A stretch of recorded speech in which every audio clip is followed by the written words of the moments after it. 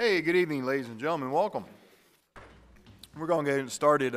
Before we begin our regularly scheduled council meeting this evening, we do have a public hearing on our agenda. It's going to be on Ordinance 1140. Ordinance 1140 was given a first reading introduction at the previous council meeting. And so before we can vote on it the second time, we have to have a public hearing. So this is going to be Ordinance 1140 concerning amending Chapter 177, Article 5, tax credits for qualifying first responders. It's going to be an ordinance of the Mayor and City Council of the City of Havre, Grace, adopted pursuant to the authority of Article 11E of the Annotated Code of Maryland, the local government article of the Annotated Code of Maryland, and sections 33 and 34 of the Havre Grace City Charter for the purpose of amending City Code 177, Article 5, taxation. Is there anybody in the audience this evening here to speak on this ordinance?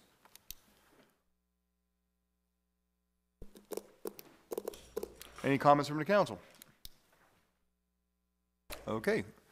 Without any public comment or comments from the city council members, I will now close the public hearing on Ordinance 1140. The time is 7:02. Now we'll begin our council meeting. Good evening, ladies and gentlemen. I call to order a meeting of the Havre Grace Mayor and City Council. The date is March 4th, 2024. The time is now 7:02 p.m. I'll call the roll. Council President Ringsager. Here. Councilmember Robertson. Here. Councilmember Jones. Here. Councilmember Boyer. Here. Councilmember Shanegas. Here. Councilmember Boger. Here.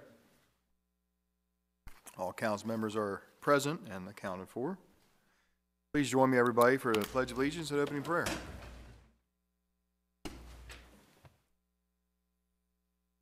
I pledge allegiance to the flag of the United States of America and to the republic for which it stands, one nation, under God, indivisible, with liberty and justice for all. If I could please kindly ask everybody to remain standing just for another moment, as it gives me pleasure to introduce and call upon us Reverend Dr. Lynn Humphreys Russ of Hopewell United Methodist Church. Thank you for being here this evening. It's always great to see you. Thank you for having me, as always. If you would all please bow your heads and pray with me. Almighty God, we pause before the work of this evening to give thanks and to pray for our city and these city council members. We pray for all officials entrusted with the holy calling of public service. Keep them pure in heart. May they all search for true partnerships and use understanding and grace to govern all they do as they look for ways to lead us forward. We also pray for the residents who this council serves. Gracious God, bless the work before the City Council today. May every decision that's made, every phone call that's answered, every email that's responded to, every tweet or Facebook post be done by them with generosity of spirit. Remind us all of the truth of the Hebrew prophet Jeremiah, that in the welfare of the city, we will find our own welfare. In all that is said, in all that is done, may this council seek the welfare of this city. We know you, Almighty God, by many names. Tonight, I pray in the powerful name of Jesus the Christ. Amen. Amen. Thank you so much. We appreciate it. Please be seated. Okay. All right. Give me 1 second. Huh? Okay, before we move on to the approval of minutes, I believe the council president has a couple revisions for this evening's agenda. Just one. So we had to make additions to the, Mr. Mayor, Council, thank you.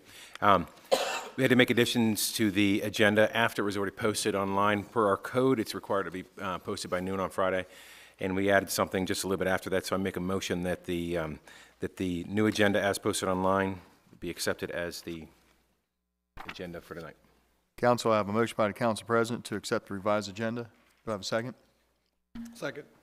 Second by Councilmember Boger. Questions or comments?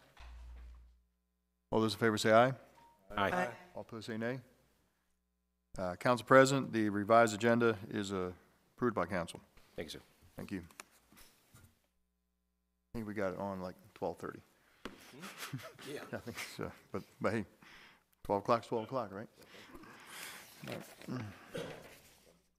Thank you, council. All right, we're going to go to the approval of minutes, item number 5. City Council meeting minutes of February 20, 2024. Do I have a motion to approve? Second. I have a motion by Councilmember Jones, seconded by Councilmember Shanegas.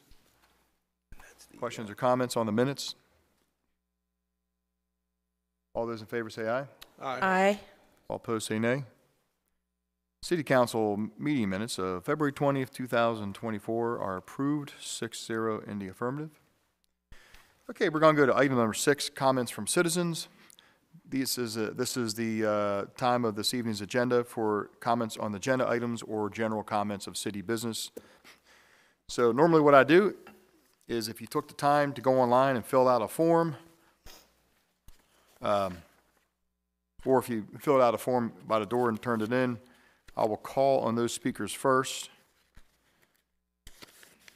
and then I'll just go to the room at large if you wish to speak. So, okay. I'd like to call forward Mr. Don Mathis.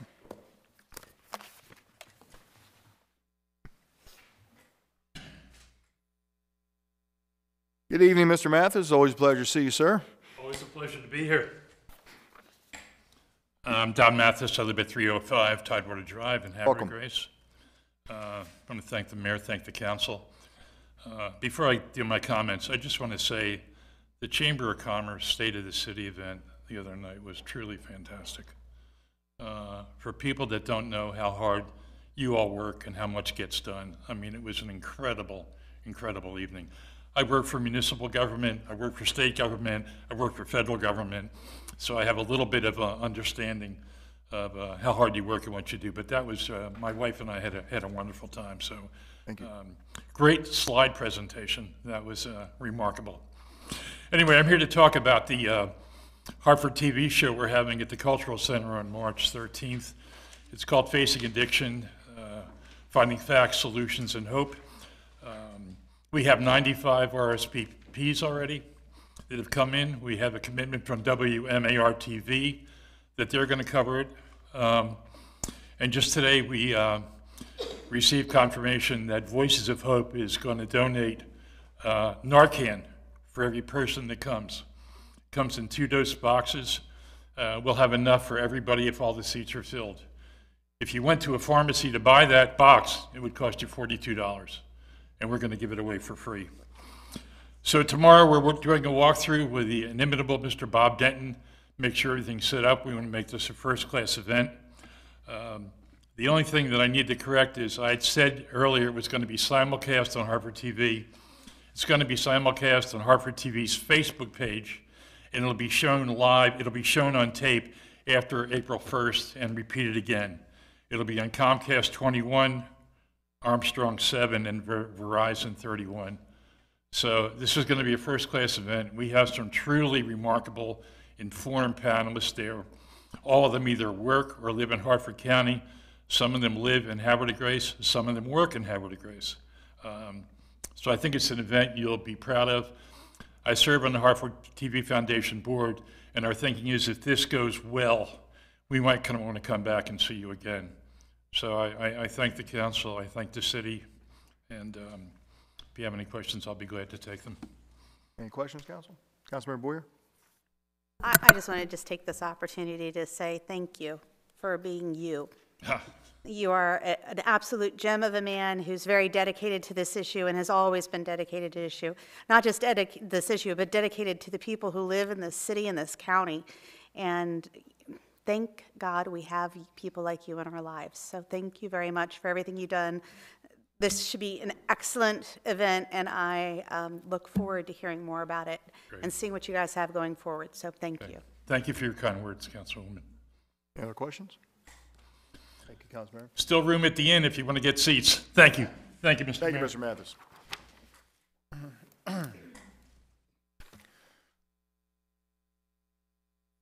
I'd call forward Reverend Gene Proud. Good evening, Reverend Proud. Welcome. Good to see you here, sir. How are you? Doing well. I originally put down there to speak on Blessing by the Bay, and then I looked later, I have 2 items on here. So can I do 2 at once? Okay. For the Blessing by the Bay, I'm not here to ask you to vote for it because I already know you're going to. What I'm here for is to personally extend an invitation to each one of you to come. Mr. Mayor, if it doesn't rain, you and your motorcycle, please.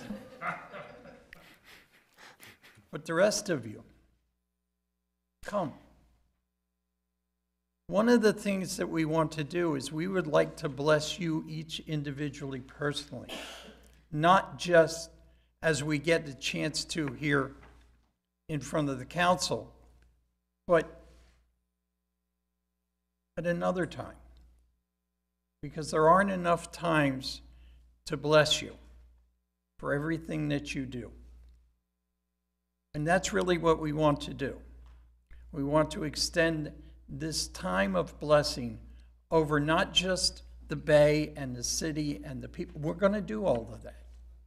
And we're also going to bless the council and the government. But I would love to be able to say that we did a blessing for each of you individually. So anybody who shows up, hold me to that. You know? Even if I don't see you, or if I don't have my glasses on, I really won't see you. Hold me to it. Hold me to, I want to extend an individual blessing to you, especially to you, Chief. I was thinking about that all the way up here. I was thinking about, I was going to pick on you, but I decided that I have to pick on the chief instead. Because your job is doubly tough. So if you can possibly find it in your schedule, please. The second thing on your agenda later is the second Sunday hymn sing, which is also, I didn't know that was going to come up tonight, is also one of the things that we sponsor. And this is an event where people can get together and sing hymns. And there are people who their churches no longer sing hymns and they love them. And the fact that you let us use public land to do that is a real honor for us and a real blessing for us. And it really does have a positive impact on those people who attend.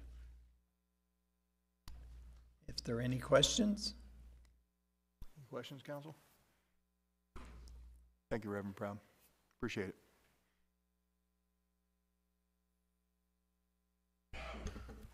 Next on the docket, I'd like to call up Donna Mandel. Welcome. Thank you. Good evening, everyone. I'm here to support the farmers market, Donna Mandel, 1725 Tower Road, Aberdeen. I'm the market manager, whatever you want, the person who organizes the farmers market on behalf of the community projects of Havre Grace Group.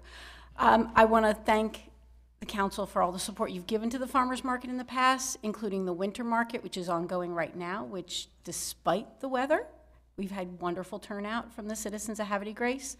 It ceases to amaze me how much they're willing to come out in the rain and the snow and the wind and everything else. And I know it's not for me, it's because bread guy's there, but we appreciate them nonetheless that they come out.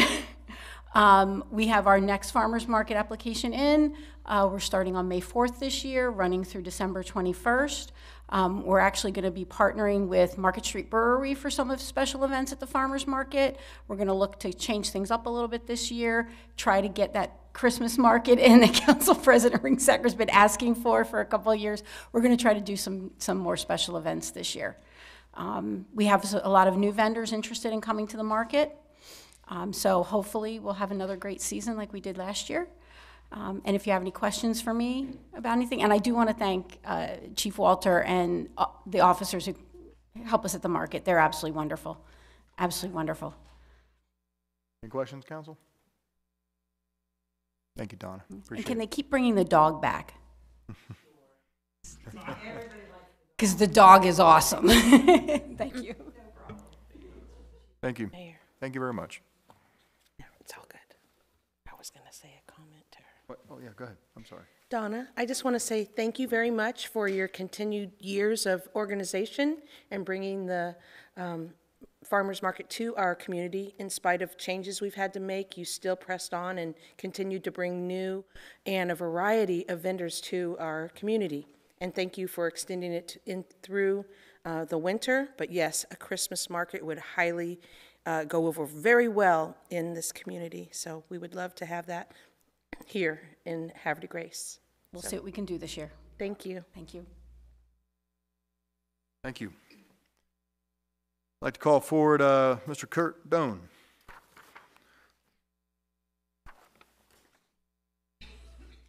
Good evening, Kurt. It's always a pleasure to see you, sir. Welcome. Well, thank you for having me. Absolutely. I am here today because the Upper Chesapeake Bay Pride Festival approval is on your agenda, and I just wanted to thank you all for the past several years letting us host the event in Havre de Grace. We always say that this is where pride lives, and it's been a great partnership over the past couple years. I'm joined tonight by three of our amazing board members. Jordan Dios and Bonnie Knudsen are our festival co-chairs, and Ali Dios is our community education co-chair, and they came to see how all this works. I think that we've hosted a really wonderful event over the past couple years. We're expecting again to have between 3,500 and 5,000 people join us in Havre de Grace for this festival on Saturday, October 5th between 2 p.m. and 6 p.m. And if you're not doing anything, we hope you will stop down and check it out.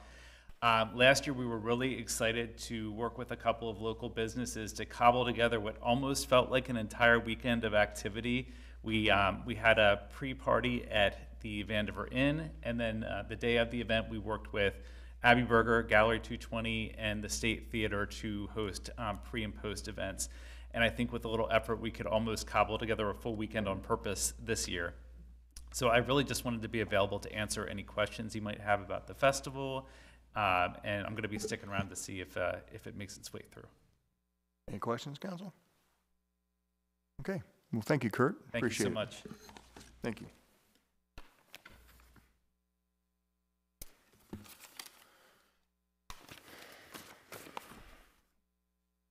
Okay, those are all the pre-filled out forms I have for speakers this evening. I will now open the floor to the audience in general. Please raise your hand, be recognized if you wish to address the council. Okay, any final comments or words from the council members? Okay, we will move on.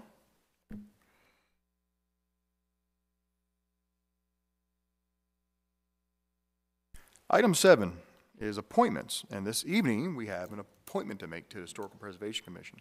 I'm going to hand that off to Councilmember Jones. Great, thank you so much, Mayor. I move that we appoint Tania Scott to the Historic Preservation Commission. Second.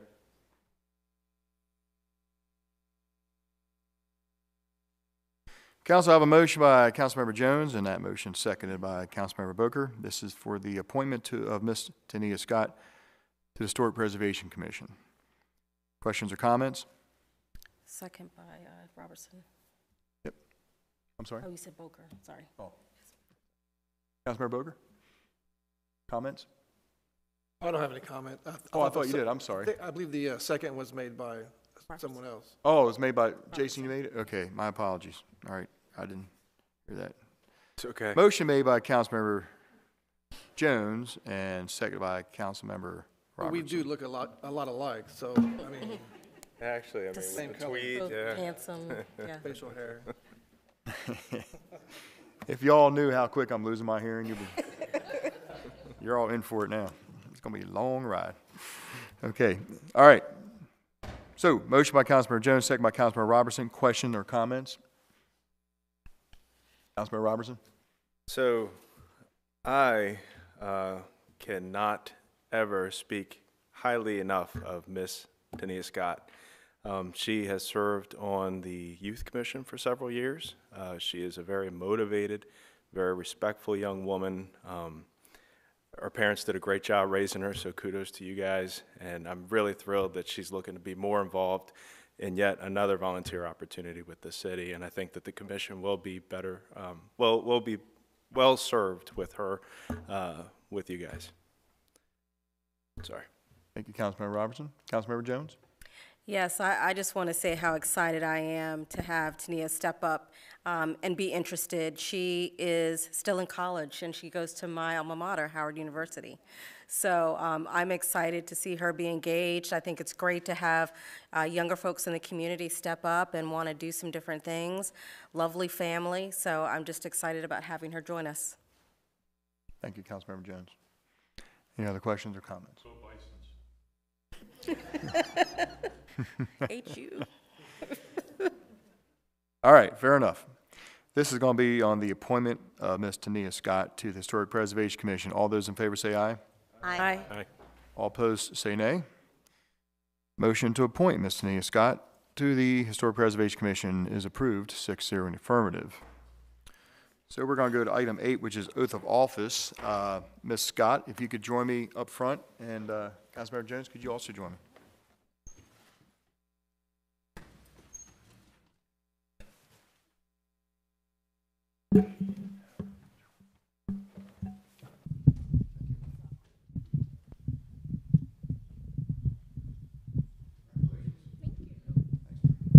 Stepping up, being willing to serve. It's a great commission. Thank you. Okay, well, welcome. And what I'm going to do is, okay, so I'm going to ask you to raise your right hand and repeat after me. I'm going to say the word I. When I say the word I, please repeat the word I, but also say your name. I, Tania Scott, Do solemnly swear do solemnly swear that I will fulfill that I will fulfill the requirement of the office the requirement of the office I'm about to assume. I'm about to assume, That I will support the Constitution of the United States. that I will support the Constitution of the United States, That I will be faithful and bear true allegiance that I will be faithful and bear true allegiance to the state of Maryland, to the state of Maryland, support the laws, and support the laws Constitution thereof. and Constitution thereof, That I will faithfully and impartially, that I will faithfully and impartially, without fear of favor or prejudice, without fear of favor or prejudice, discharge the duties discharge the duties member of as a member of Historic Preservation Commission, the Historic Preservation Commission City of Havre, Grace, for the city of Havre, Grace, to the best of my ability. to the best of my ability. Congratulations.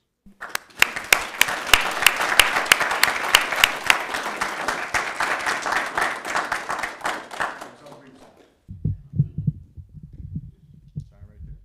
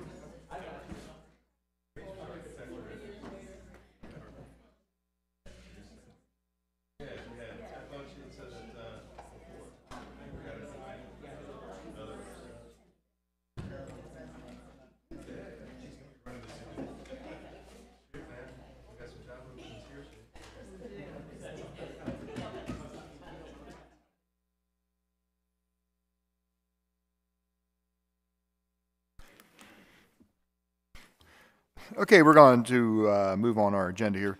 Item number 9 this evening is recognitions. We have no recognitions this evening. Item 10, proclamations. We have none. Item 11, presentations. Now we have a presentation, and this presentation is going to be from the Arts Collective, titled Champion Change and Evolving the Vision. I'd like to call forward Mrs. Katie Noe. And Mr. Bill Price. Sorry, I'm just looking at what was written here. Sorry. All right, sorry.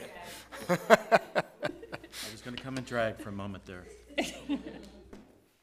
Good Welcome. evening.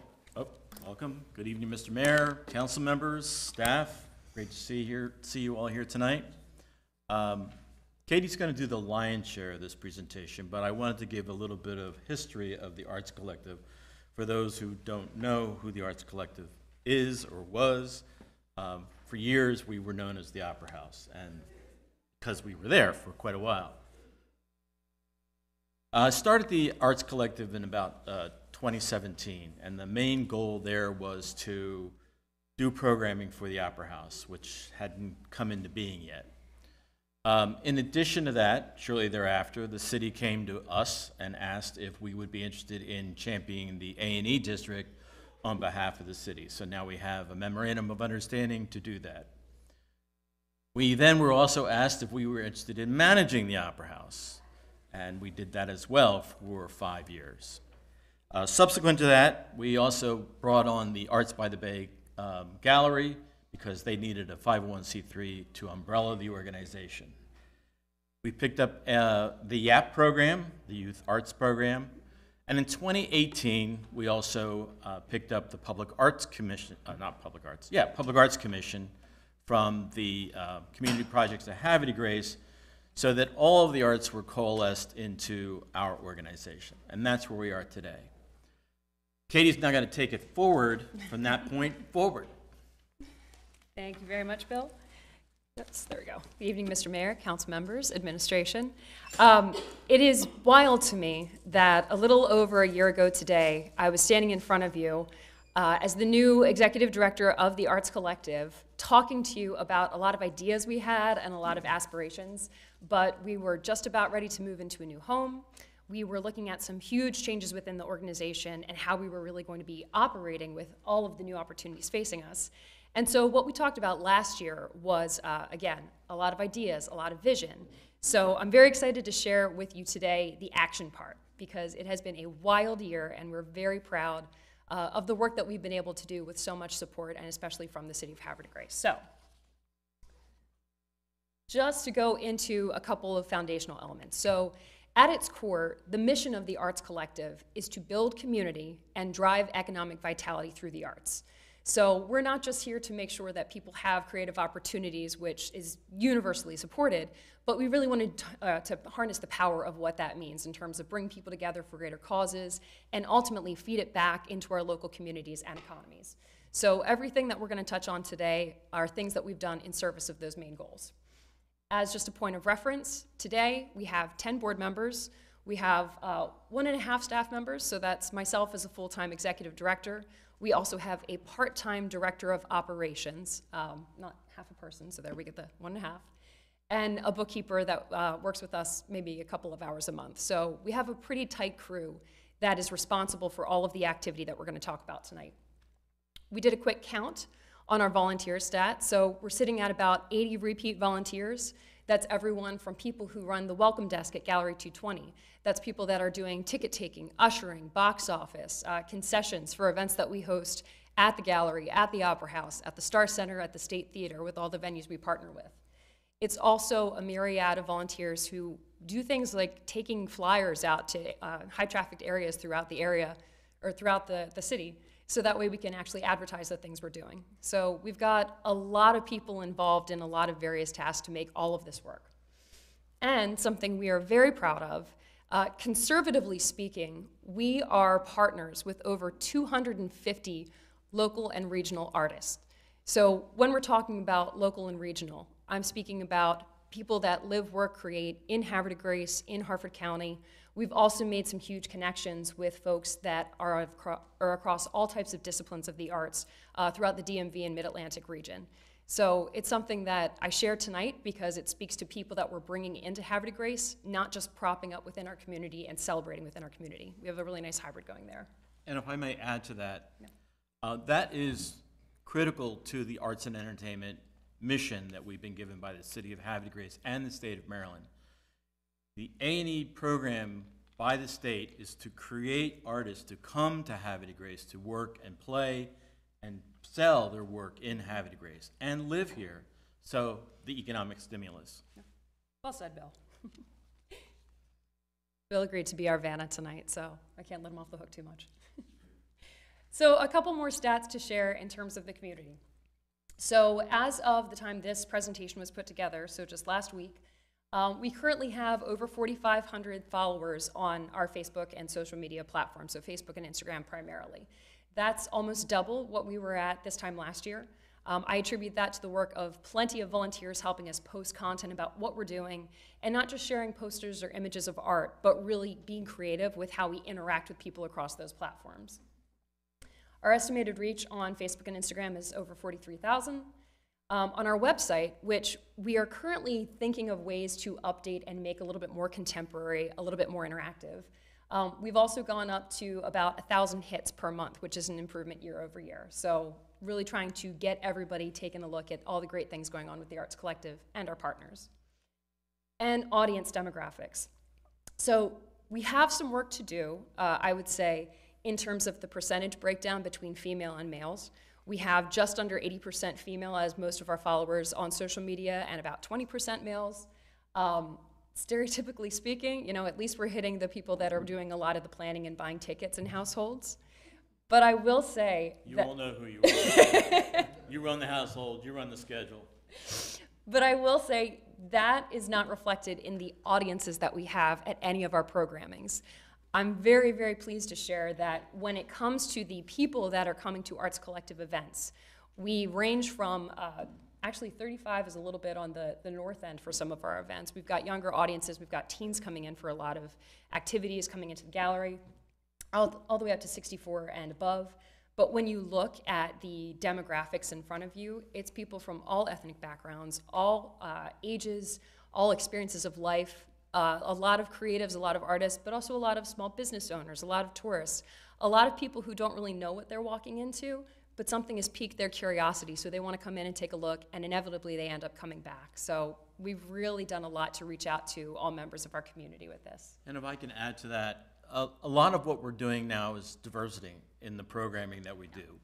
The Maryland State Arts Council has an arts program that is specifically aimed at diversity in programming. And so we've been doing a lot of that in a recent year to try to bring in a much more inclusive audience. And so going back to some things we talked about when I was in front of all of you last year, we said that we wanted to continue with programming. To Bill's point, we would be focusing on inclusive programming, but probably something of an onstage and smaller live performance basis since moving out of the Opera House. But the main thing is we wanted to make this happen in the heart of Havre de Grace's Arts and Entertainment District. We also wanted to continue with art workshops, specifically for youth. We also said that we were going to introduce unique creative opportunities within Harford County. We didn't quite know what that meant at the time, but we had big ideas. And we wanted to introduce something that was along the lines of professional development opportunities as well, because something that artists will say first and foremost is that they have a gift, they have an idea for what they want to do. They spend decades crafting the disciplines to make a sculpture, make a film, write a play. But a lot of people struggle with the business tools that allow them to make a living off of doing that. So we said we wanted to put together some seminars that really gave those creatives those business tools. We wanted to host a number of collaborative events between artists and members of the local business community. This was really in service of an important A&E district initiative, so that way people understand the value of living, working, running a business, owning property in an A&E district, even if you are not a creator of art yourself. And this was right as we had finalized plans to move into 220 North Washington Street. We knew we wanted to make it a different gallery experience for Harford County. Again, at the time, we weren't sure we knew what that meant, but we had a lot of ideas. And more than anything, we wanted to be guided by these principles as we evolved the Arts Collective over 2023. Collaboration, Thank you for the office laugh. We really wanted to more purposefully partner with not just local groups and nonprofits, but really raise the visibility of the Arts Collective on a county and statewide level with the intention of drawing those eyes back into Havre de Grace itself, doing our part to contribute to that. We wanted to start involving artists in the brainstorming and decision-making process and really putting them on the pedestal of putting together events, helping us come up with ideas of what would serve the artist community best versus focusing on things that we might think were a good idea from things we've seen. So really bridging the gap with the people who knew it best. One of my favorite ones, we wanted to prioritize differentiation. So with the amazing growth that Havre de Grace has seen in terms of arts, entertainment, there are so many groups that are putting on excellent programs, shows, classes, workshops, that we really felt very strongly the best way that we could contribute to that and moving that forward is to look for something that wasn't being done and saying, how are we positioned to help fill that gap versus being a Coke to a Pepsi with something else that was successful and already under development. And lastly, we really wanted to focus on having the Arts Collective in terms of our volunteers, our board, our committee members, and our programs reflect all aspects of the community around us. That includes younger artists that might have a completely different idea on what constitutes a good show, a good painting, but also really roping in the people that have been here to build up the creative community from the beginning. So that was a huge priority for us. And drum roll, well, I'll save that actually, but I appreciate the support. Thank you. So at the end of the day, here's what we did in 2023. In terms of our onstage performances, we estimate that we had a little over 2,800 guests come through. Just for context, that means, it does not include gallery receptions. It does involve any type of stage performance at the Opera House, Star Center, any of the smaller stage performances at Gallery 220, and performances that we had at the State Theater. That might not sound like a huge number given what the Arts Collective was doing when we were primarily running programming for the Opera House, but realistically speaking, we dropped from running programming for a couple of days every weekend of the year to about 22 staged events per weekend. So when you average that out, we're looking at about 100 to 130 attendees across all of those stage performances that we had. So still very proud of those numbers while still speaking to doing something a little different from a programming perspective. We also had 300 participants at art workshops, youth art workshops, and adult art workshops, open studio sessions, which, by the way, is a program that is unique to Harford County. So this was an idea that came from talking with painters and talking with 2D artists and saying, you know, what could we do here in Havre de Grace that you're not able to do today? And so many people came up to us and said, you know, I have to drive to another county, I have to drive south to Baltimore to go and do paintings or sketches from a live figure model. That's an invaluable tool for an artist that they were driving an hour and a half away plus for. And if I can add to that, yeah. We see this somewhat as a feeder to Harmerstown. The work that's being done in our gallery and in our studios is eventually going to go over into Harmerstown. And there'll be a reciprocal relationship with work that's created in Harmerstown coming into Gallery 220. The other thing that I want to focus on from these participants is that we're also a unique organization in terms of the public engagement meetings we have. We hosted a number of these for public sculpture commissions, including Samara, which is going to be installed at the Lock House in just a couple of months. But we really challenged ourselves to have more forums where we could hear from volunteers, members of the community, and really just get some ideas about how we wanted to go or grow arts in Havre de Grace from that type of community involvement. I'm very happy to say that, to Bill's point about Harmerstown, we've started having conversations with them about how they can similarly engage the public as they figure out what their trajectory is. But kind of having the playbook about how to put these types of things together has been huge for our organization this year. All right. Additionally, and here's the big one, we estimate that we attracted over 25,000 visitors to Arts by the Bay and Gallery 220 in calendar year 2023. This includes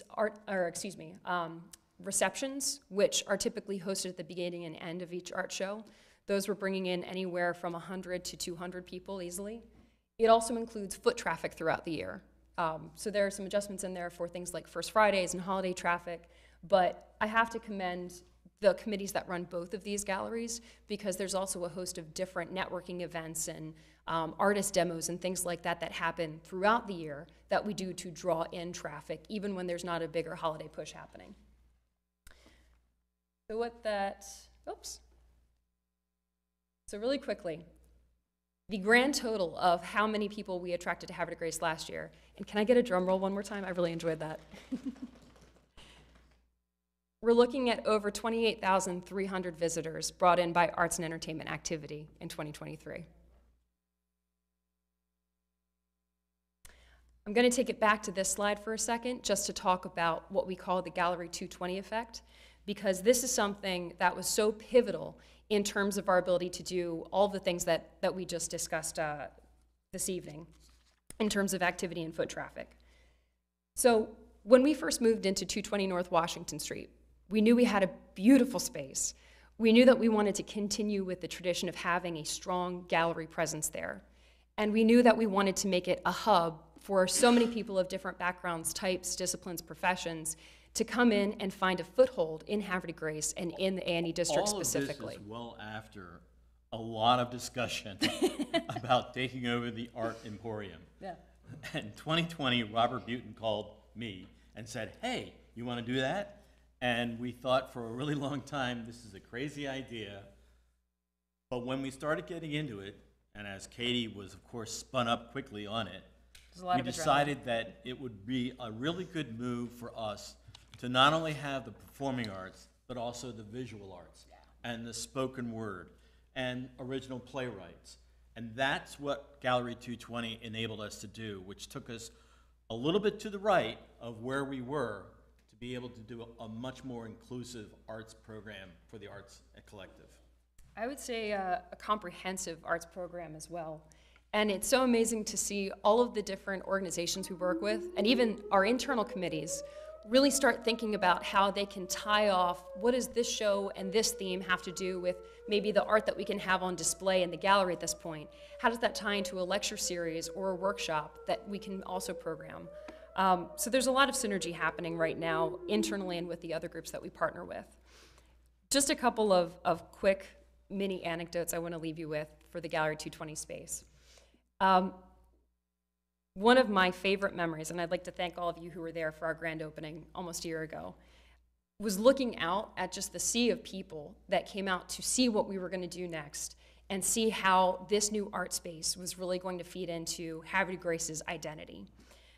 It fills my heart with so much joy knowing that for each of the 6 other exhibitions that have opened since our original one, we get that same effect. And it's packed in there. And again, people from everywhere from Baltimore to Philly to New York. It's just really exceptional to see that thriving right down in our hometown. And then when you think about what it's doing in terms of challenging perceptions that we had about our local economy, it's even more mind-blowing. So $17,000 in fine art sales in our first year. That might not sound like a lot, but when we first opened Gallery 220, there were many people who were kind of shocked to see price tags over maybe $200 for the art that we had on display there. I'm very happy to share that we have, on multiple occasions, sold artwork ranging from $50 to $6,000. So if that means anything to you in terms of the carryover from the people that are coming in town and spending that level of money on art, they're taking that spend into the local restaurants. They're taking that into bed and breakfast. They're taking that into our partners at the different retail and small merchant shops. So we're really doing our best to make sure that this is something that floods out well down the street in either direction from where we are.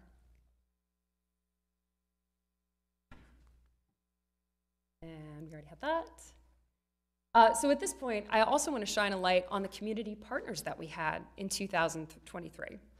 So all of the groups that you see coming onto the screen here, I would say they were maybe aware of the Arts Collective or had even partnered with us in the past. But something that we did a little differently this year was really doubling down and being much more I would say, interactive with them in terms of building the types of workshops they had or the programs. So just as a couple of quick notes, Harvard Community College was a huge partner of ours this year, not only in terms of collaborating on the first annual gallery crawl, which was an event that we worked on as part of Arts Across Hartford and that celebration. It was basically a bus trip for people to go see galleries between Bel Air and Havre de Grace. But we've also started working with them on an internship program for nonprofit and fine art management and gallery management. We have a call coming up this week to try and pitch the idea of an internship or some type of trade exchange program with Sheffield Institute, which would also be critical for getting more sound engineers, more lighting technicians into Havre de Grace, living, working, playing. We partnered with at least 3 of the organizations on this page to also go in on the new tourism grants issued by Harford County at the beginning of the year. So there were a lot of changes, as many of you probably know, to that funding cycle and those qualifications that required many of these nonprofits. Some of them have nothing to do with the arts per se, but it required them to kind of do a quick pivot and figure out how they could put together a multi-day event with a partnering nonprofit in order to qualify for these funds.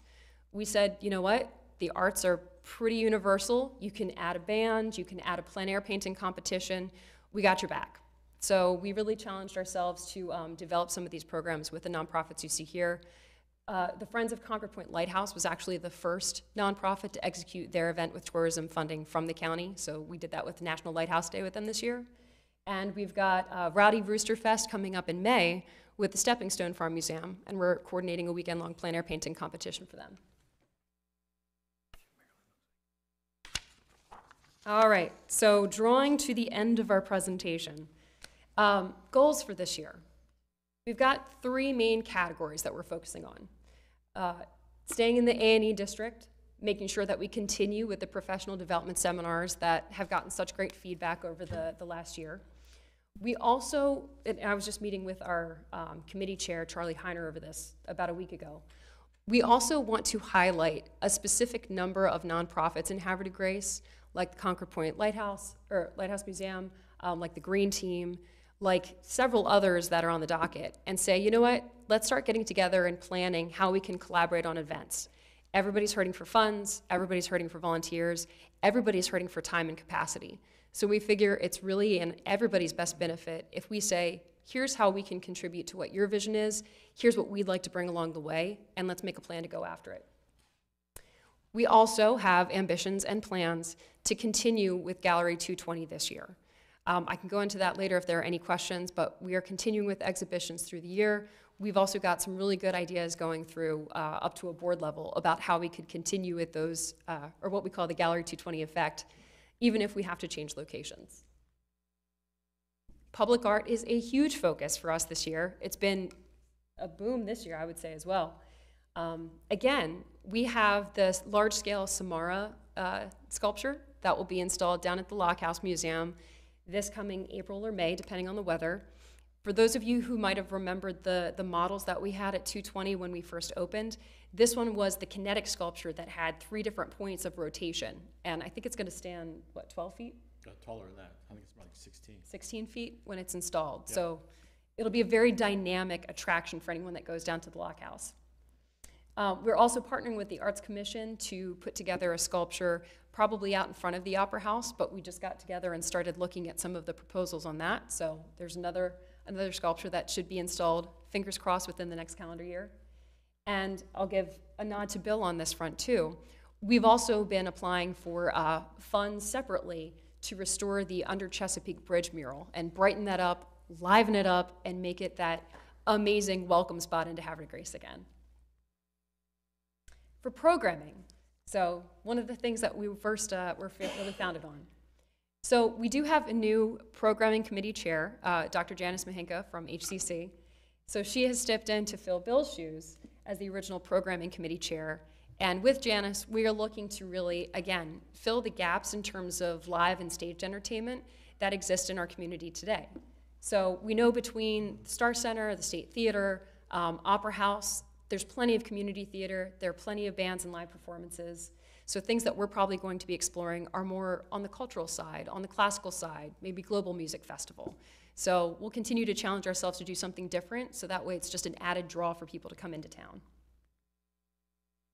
And last but not least, we have set a goal for ourselves to host what we are calling the first annual Regional Arts Summit. So this really feeds into the themes of synergy and collaboration that we've been talking about this entire time. Our vision for this event is to pull together all of the theater troupes, all of the programming entities, all of the artist organizations between not just Havre de Grace, not just Bel Air, but really the DMV area where we've started making more ties in, and bring those folks together so we can talk about what everyone's plans are, what are your missions, what are your challenges for this year, how can we work together to, again, knowing that funding, resources, volunteers are stretched very thin, how can we partner up to make even more impactful programming and really prioritize the arts as that universal underlying community and economic booster that we know it can be? This is actually an old idea that's been kicked around in Havre de Grace in terms of the museums and almost all the nonprofits in town, of trying to leverage your organization to help each other come together. Now more than ever, I've seen theater groups popping up left and right. They're all over the place, here in town and in the county. This is something that I think is going to be very important for the arts community in general, not only in the performing arts, but also in the visual arts. And I think that we are in a good position to be able to do this, as we are, let us say, Swiss in our nature. We have an opportunity to bring together these various organizations to try to hammer out some better cooperation so that we can all grow together in town and in Harford County. And it comes down to a planning piece too, right? So many of these organizations, I mean, we're surviving week by week, month by month, getting done the most critical thing at a time. So we believe that it's very important to bring everyone together and take a pause and think about how we can work together over the coming year. It's kind of taking the idea of the sponsorship speed dating event that we put together with the Chamber of Commerce in January and blowing it up to be very art-centric and cultural based. So very excited to see if we can move forward with that this year. So here's where it comes into the ask. So last year, the Arts Collective requested $53,000 in funding from the city, and we were awarded $25,000. And I want to thank all of you for your support of that funding, because it was a huge transitional year. We had a lot of ideas. We hadn't really proven what we were capable of doing in a new setting.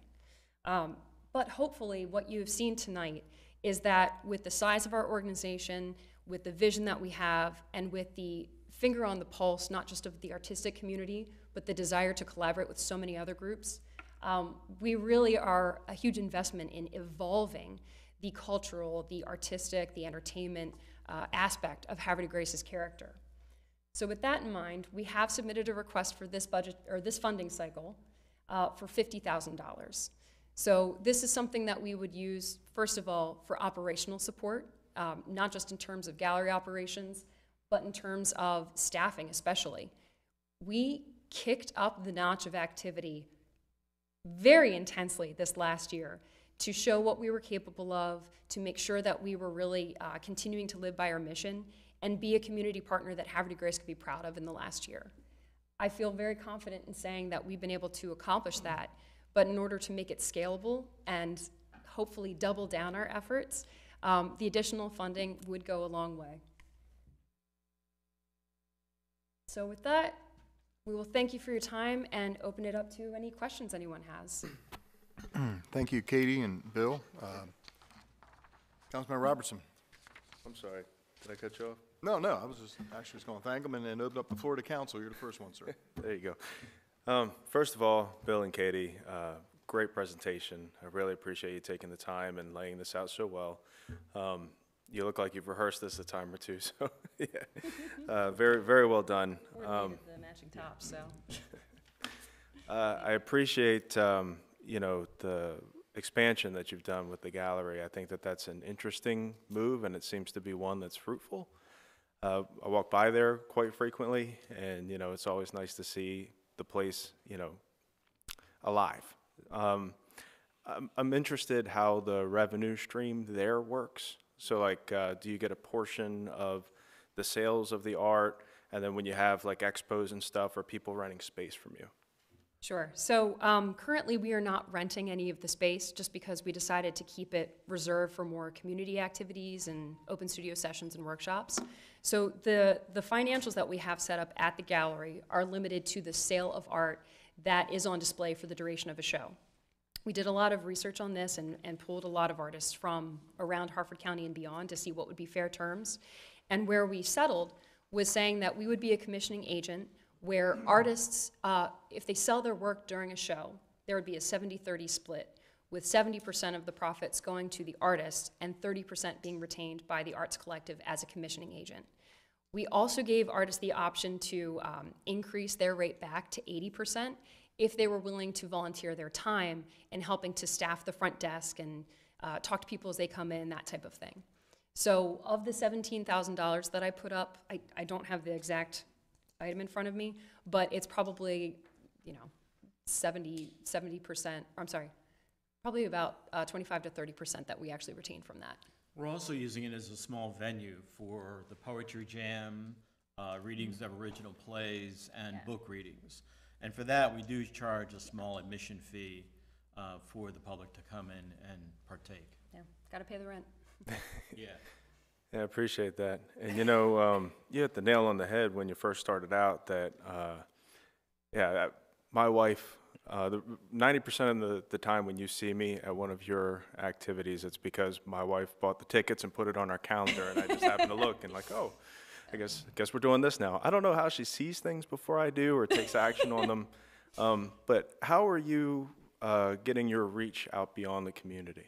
Yeah. So you said that you've had folks from, Philly, DC, New York. Is that the particular artist that you're bringing in that's bringing a following, or are you marketing specifically to that region? It's a great question, and the answer is it's a combination of the two that we've really been evolving over the last year. So when we first opened the gallery, we knew that we needed to reach out to more established art markets, if you will, because we knew we were going to be featuring pieces that were above the average $250, $300 price mark that a lot of visitors are used to in this area. So we knew that we needed to start cultivating and reaching out to those individuals to come in and check out Havre de Grace. We have a couple of different, not just email distro lists, but different press release outlets that we follow up with.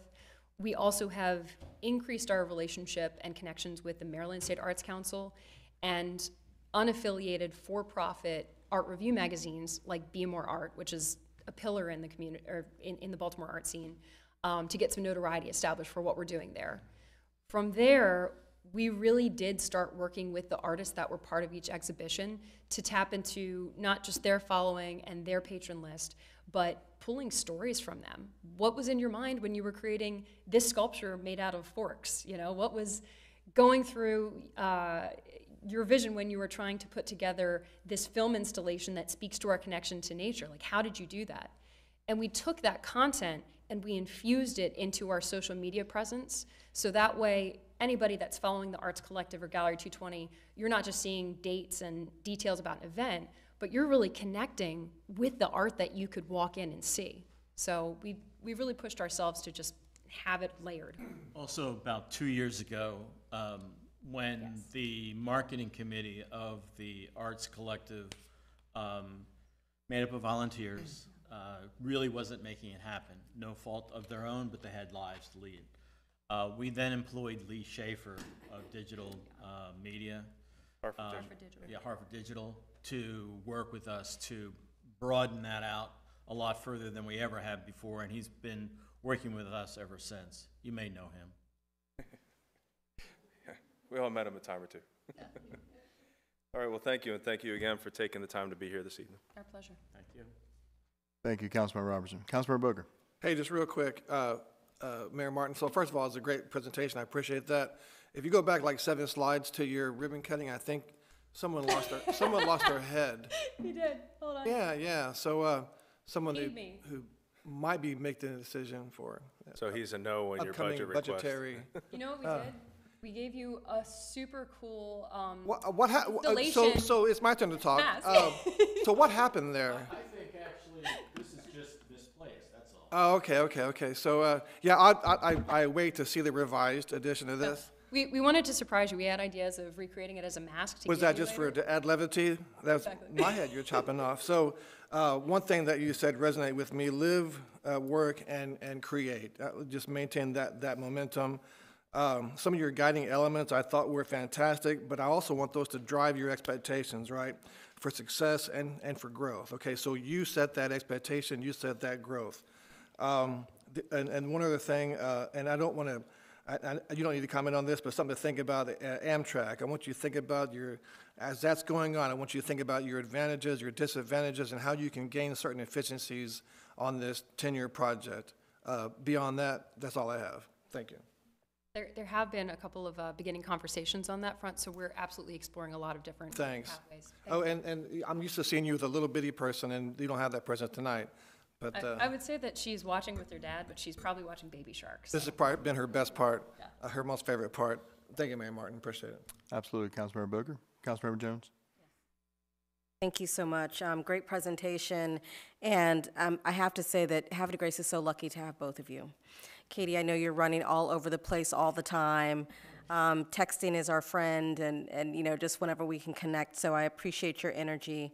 There were a few things that you mentioned that I just wanted to say resonated with me. One is diversity has been intentional. Thank you both for that. It shows in every way and in everything that you do. I've been to some wonderful events, and just to see the diversity in the community and all of us coming together has been wonderful. And you know, I was just at a program maybe 2 weeks ago with men poets, and we have something coming up, you know, for women poets, and so I think it's a great thing for the community. You also talked about seminars of business tools to help artists build businesses. That's a thing, and I know that that would be great in the community. And then the internship trade program that you mentioned with Hartford Community College, so I hope that that gets off the ground for you. Curious a few things about your budget. One, can you share an idea of like what's your revenue expenses, what's your budget? And then you requested $50,000 from us. Where would you see that being best spent in the work that you're doing now? Sure. Do you mind if I answer that in reverse order? Sure, yeah. So the $50,000 that we're requesting, I mean, it's primarily going to helping pay rent and ideally hire some additional people, or just get our one part-time director of operations to full-time. We cover a lot of ground with 6 committees and all of the associated programs with those committees. And truly speaking, even if we got to a world where each committee was working together on different facets of the same event, those are monumental events to pull off logistically. Whether it's a seminar where we've got speakers coming in and presentations and you know, the technical aspect, or something like the poetry events that you've been to that are more produced. So while we have been, I would say, you know, we've been challenging ourselves to cut costs this past year. We also know that we've been accelerating at a pace with very few people and with a lot of operational expenses that had not been in previous Arts Collective budgets. As far as what our current financial situation is, we're actually projecting to land in the negative by about $15,000 at the end of our fiscal year, which ends end of June 2024. So we're pretty aggressively trying to see what else we can do to manage through that so we don't end up with that deficit. But that's one of the reasons why we went back to asking for something in the $50,000 range. Great, thank you. If you have an opportunity, go to the Maryland State Arts Council and pick up a copy of The Aesthetic Perspective. It is an amazing document. At first, I was like, who are you to tell me what aesthetic means? But it redefines for yourself the notion of what the word aesthetics mean. And it helped us greatly in becoming much more diverse, much more aware of your community and ways in which you can engage your community. One of my favorite terms that they have is called stickiness. And what is stickiness? Well, that's the Mosaic project that we did, which we didn't even talk about tonight. Mosaic 250 was basically an hour-and-a-half show talking about Havre de Grace from the 250 years ago to today. How does that relate to you, citizen of Havre de Grace? The stickiness is that. And then you could go further into reading about it in the library or talking to other members, but that's one of the favorite terms that come out of that document. But there's many others that have to do with how you can better engage your audience and what it means to be diverse and inclusive. And just really quickly, speaking to the engaging of the audience, one other thing that this funding would help us with is really executing the initiatives that would come out of the Regional Arts Summit that we're putting together. So we really don't need the funding to put on the event itself, like we can do that on a shoestring budget, but when we think about what type of activity could come out of setting up an infrastructure where we're working with the other arts groups in our area and keeping with that synergy, that's something that would be vastly enabled by getting back to a certain level. So, like, I don't know, a calendar where everybody doesn't end up all on right, the all same right, day of the all weekend. right. Good stuff, thank you. Thank you. Thank you, Councilmember Jones. Councilmember Shenanigans. Thank you, Mayor. Katie and Bill, thank you so much for all of the efforts that you have brought forth with growing the Havre Grace Arts Collective. And I want to say thank you for involving the community at the beginning with the sculpture project. That is amazing that you invited us in and had many opportunities for us to choose and select and decide. And then you brought it together to your committee and took our ideas, and I can't wait to see it come to fruition and have Samara out at the Lock House. So looking forward to that this spring.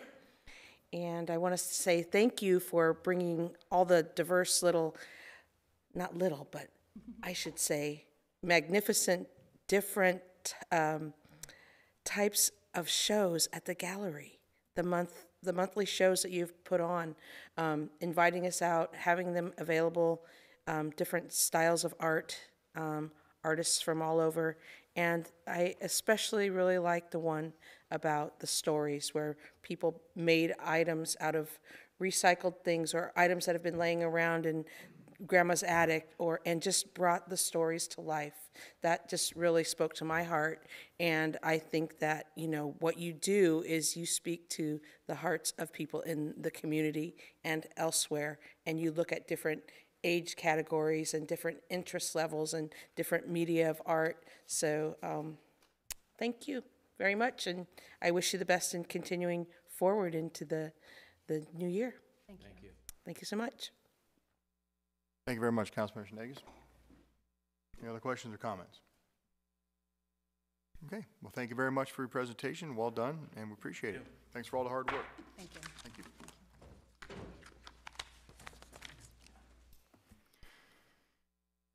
Still can't believe you cut my head off. Okay, item number 12 this evening is resolutions. This evening we have no resolutions.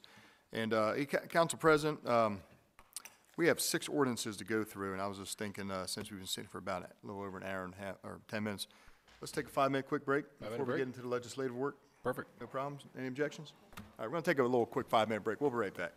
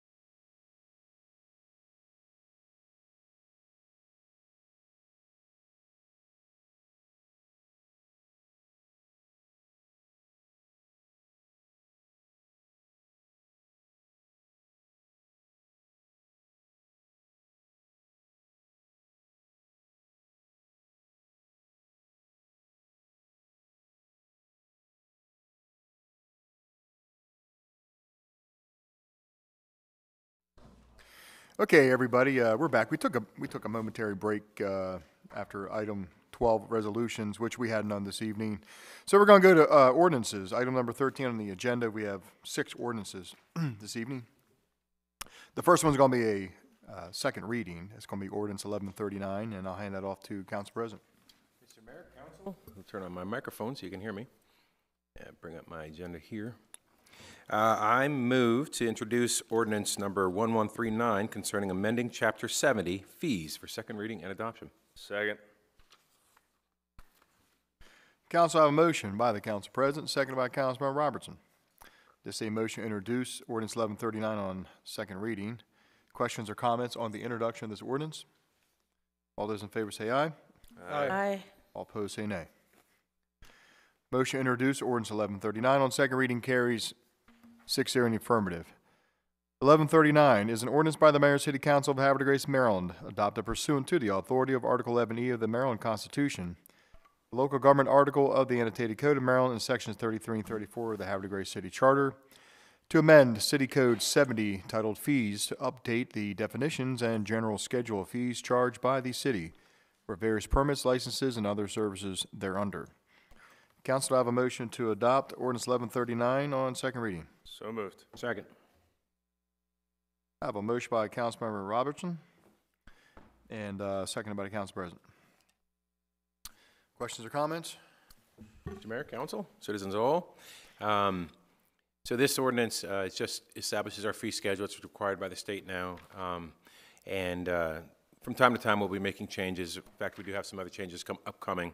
But we need to push this through so we can get some stuff moving along. But I do have several amendments to the existing ordinance as stated, and I move to, I'd like to actually read, there's 6 amendments. I'd like to do them all under one vote if I can, if there are any objections. Go for it. So I make a motion to amend number 1, where it says add a new section at the beginning of the table titled General Provisions. Amendment number 2 is under the section titled General Provisions, add the following. The Mayor and City Council of Havre de Grace may, by affirmative vote of the City Council by roll call, waive a fee for the use of any city property for the city's general purposes or in the aid of education or charity within the city. Amendment number 3. Under this section titled General Provisions, insert the following. The Mayor, through a declaration of a state of emergency, may waive the fee for use of any city property to protect the health, welfare, and safety of the citizens of, and City of Havre de Grace, city employees, sorry. Amendment number 4, under the section titled FSD and FCP, third party, strike FSD and FCP, third party, and substitute with forest stand delineation and forest conservation plan. It just changes the acronyms to the full words. Amendment number 5, remove the section titled Sidewalk Shoveling, Noncompliance within 24 hours after snow event, in its entirety. And Amendment number 6, under the section titled Tidings Park Ramp Fee, strike $50 per year for persons 65 years old and over, January 1st through December 31st. And that is my motion, Mr. Mayor. Second. Yeah, we got to. Hold on 1 second. Give me 1 second.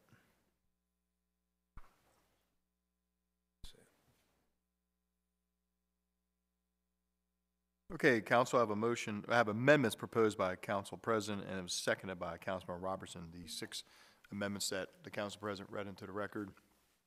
Question or comments on these amendments? Councilmember Booker. Thank you, Mayor Martin. So just a quick question. So number 1, the boating ramp fees was, it's $50 a year for personnel who are 65 and older. Are we keeping or striking? If I may? Yes. So under generally what's written right now, for years in practice, we've given boat passes for $50 a year. If you come into City Hall to get that, we call it the Golden Boater Pass.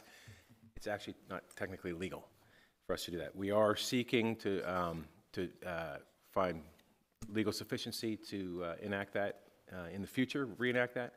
But right now we feel that it needs to come out because it's not technically legal as we understand it. Just because the funding we receive for the federal and state funding, we're not allowed to charge tiers of funding, tiers of fees to people depending on their age or their residency. So let's say like Perryville, their ramp isn't, it doesn't receive federal funding. They we're charging a fee specific for Perryville residents and non-Perryville residents. We can't do that. We can't do it by age either. So we're just trying to bring that up, and we're going to seek, further counsel, find a way around that in the future, because it is a good thing for our senior citizens to get out and recreate in the city. Sure. Thank you, Council President. Appreciate that. Thank you, sir. Nothing further. Thank you, Councilmember Booker. Councilmember Robertson. Thank you. Council President, is the intent of, what is the intent behind Amendment Number 2? Is that like if a nonprofit needed to use the facilities, or a commission or something like that? It's the commission, yes. So anything that serves the general public good. So like if OPEC were to have the candidate forum, they could have it in the theater. These are things that serve the public good, serve the city interests, and are going to have minimal impact on something like that. So like some minimal impact on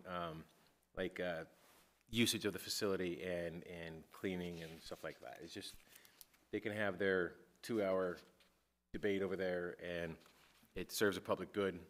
So we didn't feel that, we thought it was counterproductive to charge a fee for that.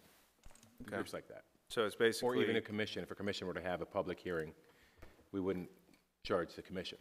It's basically giving the administration the authority to do via council's approval, Council vote. kind of the business that we're already, or the city's already conducting. Yes, sir. All right. I just wonder if perhaps at a later date it might be good to spell that out, just so that future councils have that that intent written in the law. Just a suggestion. That's all. Thank you, Councilmember Robertson. Any other questions or comments? Okay, this is on the vote for the amendments that Council President proposed and Councilmember Robertson seconded. All those in favor say aye. Aye. Aye. All opposed say nay. Council President's proposed amendments for Ordinance 1139 are approved. 6-0 in affirmative. We're back to the motion to adopt Ordinance 1139 on second reading. We have a motion by Councilmember Robertson, second by Council President. Any further questions or comments? Councilmember Boyer? The last time we had we talked about this piece of legislation, I asked questions in regards to page 10, damage to utility from planting as far as the process. I want to just say that I think it's a good idea for us to do this. My concern is that we need to have a written process that makes sense, that takes into account a new homeowner moving in, hopefully being told by the city, that there is a problem, and then them taking action on it, and not being charged this fee, or giving them a grace period to actually make a change to their property. And then, just the whole process of how a homeowner would be told that a planting needs to be removed. I just want to see the process put with it. I'm very concerned about that part. But I think it's a good idea for us to have. I'm not sure what what our teeth is in regards to other ordinances as far as planting. It might be something that we have to look at from a larger point of view, but I have a concern with that as far as the process. I think it's a good idea, though. Thank you. Thank you, Councilmember Boyer. Any other further questions or comments? Councilmember Robertson? Thank you, Mr. Mayor. So a little bit of a comment, maybe some food for thought. Again, if not this evening, something that we can discuss at a later date when we go to amend the fee schedule once again, which happens from time to time. It was brought to my attention by the Youth Commission, actually, because they were looking to rent the Star Center, just ideas like youth engagement stuff to do. And this is going to sound mildly pedantic, and I apologize for that, but if you look at page 10 of the ordinance, page 24 in our agenda, you'll see like the community center has different rates for weekends and weekdays, and it specifies what the weekend is, Friday through Sunday. If you go down to the Star Center and specifically for the gym, the auditorium, and the small rooms. It also has weekend and weekday rates, but it doesn't specify what a weekend is. So it might just be good to write in that a weekday is Monday through Thursday, and a weekend is Friday through Sunday, which would mirror exactly what the community center says. Do you want to make that amendment now? I mean, I can make the amendment now. I just don't know, if everybody's comfortable with that. It's common sense, yeah. All right, so I move to amend under the section for the Star Center, the weekend rates. In parentheses, will specify Friday through Sunday. And that's for the large gym, the small gym, the auditorium. And yeah, I think that's it, because everything else is not differentiated. The Opera House also has weekdays written, but it doesn't have a different rate for weekends, so that might be something to evaluate at a later time. And the auditorium classrooms. I'm sorry? Yeah, small gym, the large gym, and the auditorium. And auditorium classrooms. Yeah, I don't think that, there's not a different rate for... Oh, I see what you mean. I just see them separated, okay. Yep. All right. Second. I'm tracking. Okay, Councilmember Robertson's amendment that the weekend for the Star Center shall be Friday through Sunday, right? Yep. Okay. Second. I have a second by the Council President already. Okay, motion by Councilmember Robertson, second by Council President. Any discussion? All those in favor say aye. Aye. Aye. All opposed say nay. Councilmember Robertson's amendment carries 6-0 in the affirmative. Sorry, guys. I know it's mildly pedantic, but here we are. Not a problem. Okay, we're still under the question for ordinance 1139. Any further questions or comments?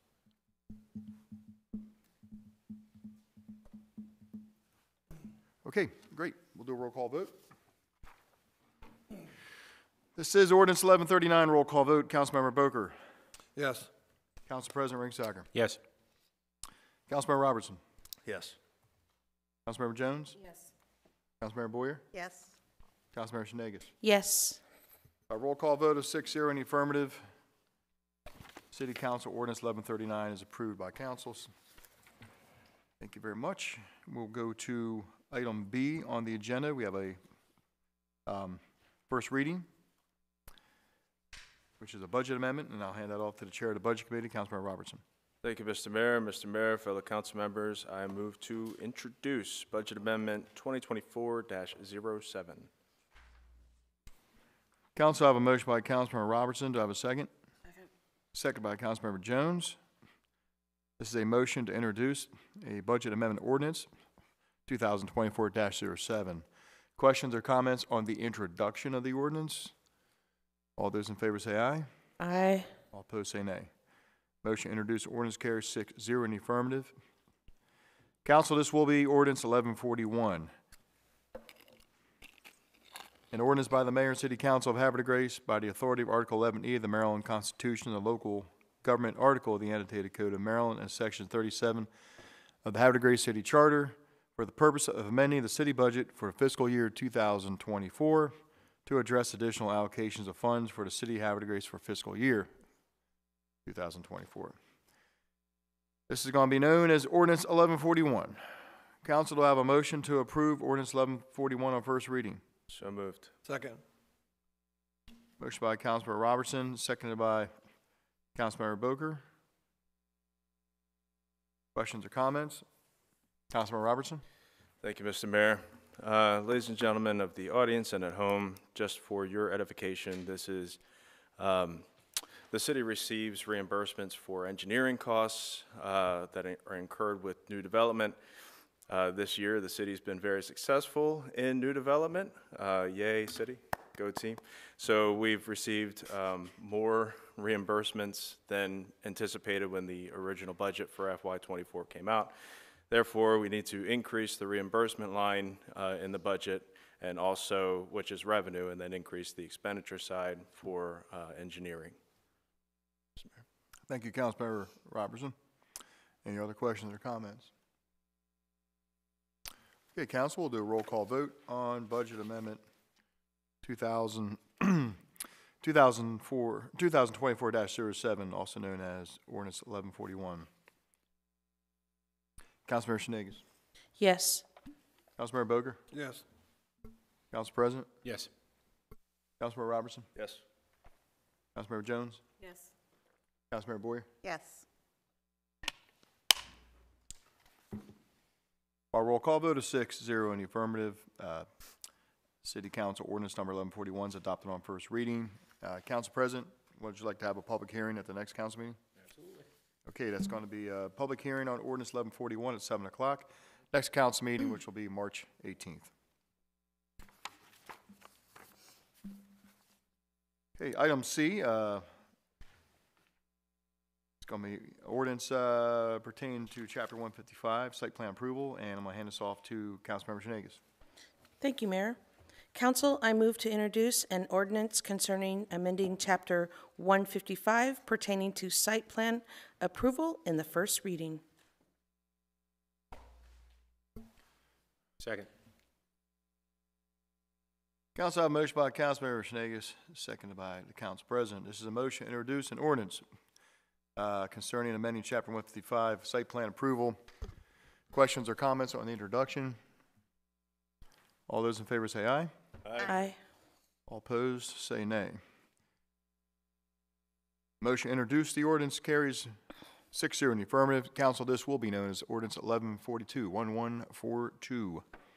An ordinance by the Mayor and City Council of Havre de Grace, Maryland, adopted pursuant to the authority of Article 11E of the Maryland Constitution, the local government article of the annotated code of Maryland, and sections 33 and 34 of the Havre de Grace City Charter to amend Chapters 155 site plan approval. Council, to have a motion to adopt Ordinance 1142 on first reading. Second. Motion by Councilmember Jones, second by Councilmember Shenanigans. Questions or comments before the vote? Yes. Thank you, Mayor. The as-built site plans must be submitted electronically and on paper plan set prior to the issuance of a certificate of occupancy. That is the purpose for the amending this ordinance. Thank you. Any other questions or comments? All right, we're going to do a roll call vote on Ordinance 1142. Councilmember Boyer. Yes. Councilmember Shenanigans. Yes. Councilmember Boker. Yes. Council President. Yes. Councilmember Robertson. Yes. Councilmember Jones. Yes. By roll call vote of 6-0 in the affirmative, City Council Ordinance 1142 concerning amending Chapter 155 pertaining to site plan approval is adopted on first reading. Council President, public hearing at the next council meeting? 318. Okay. Public hearing on Ordinance 1142 will be at the next council meeting on March 18th at 7 o'clock. Item D, Council President. All right, sir. Mr. Mayor, Council, citizens, I move to introduce an ordinance concerning amending Chapter 25 pertaining to water and sewer commissions and marina commissions for first reading.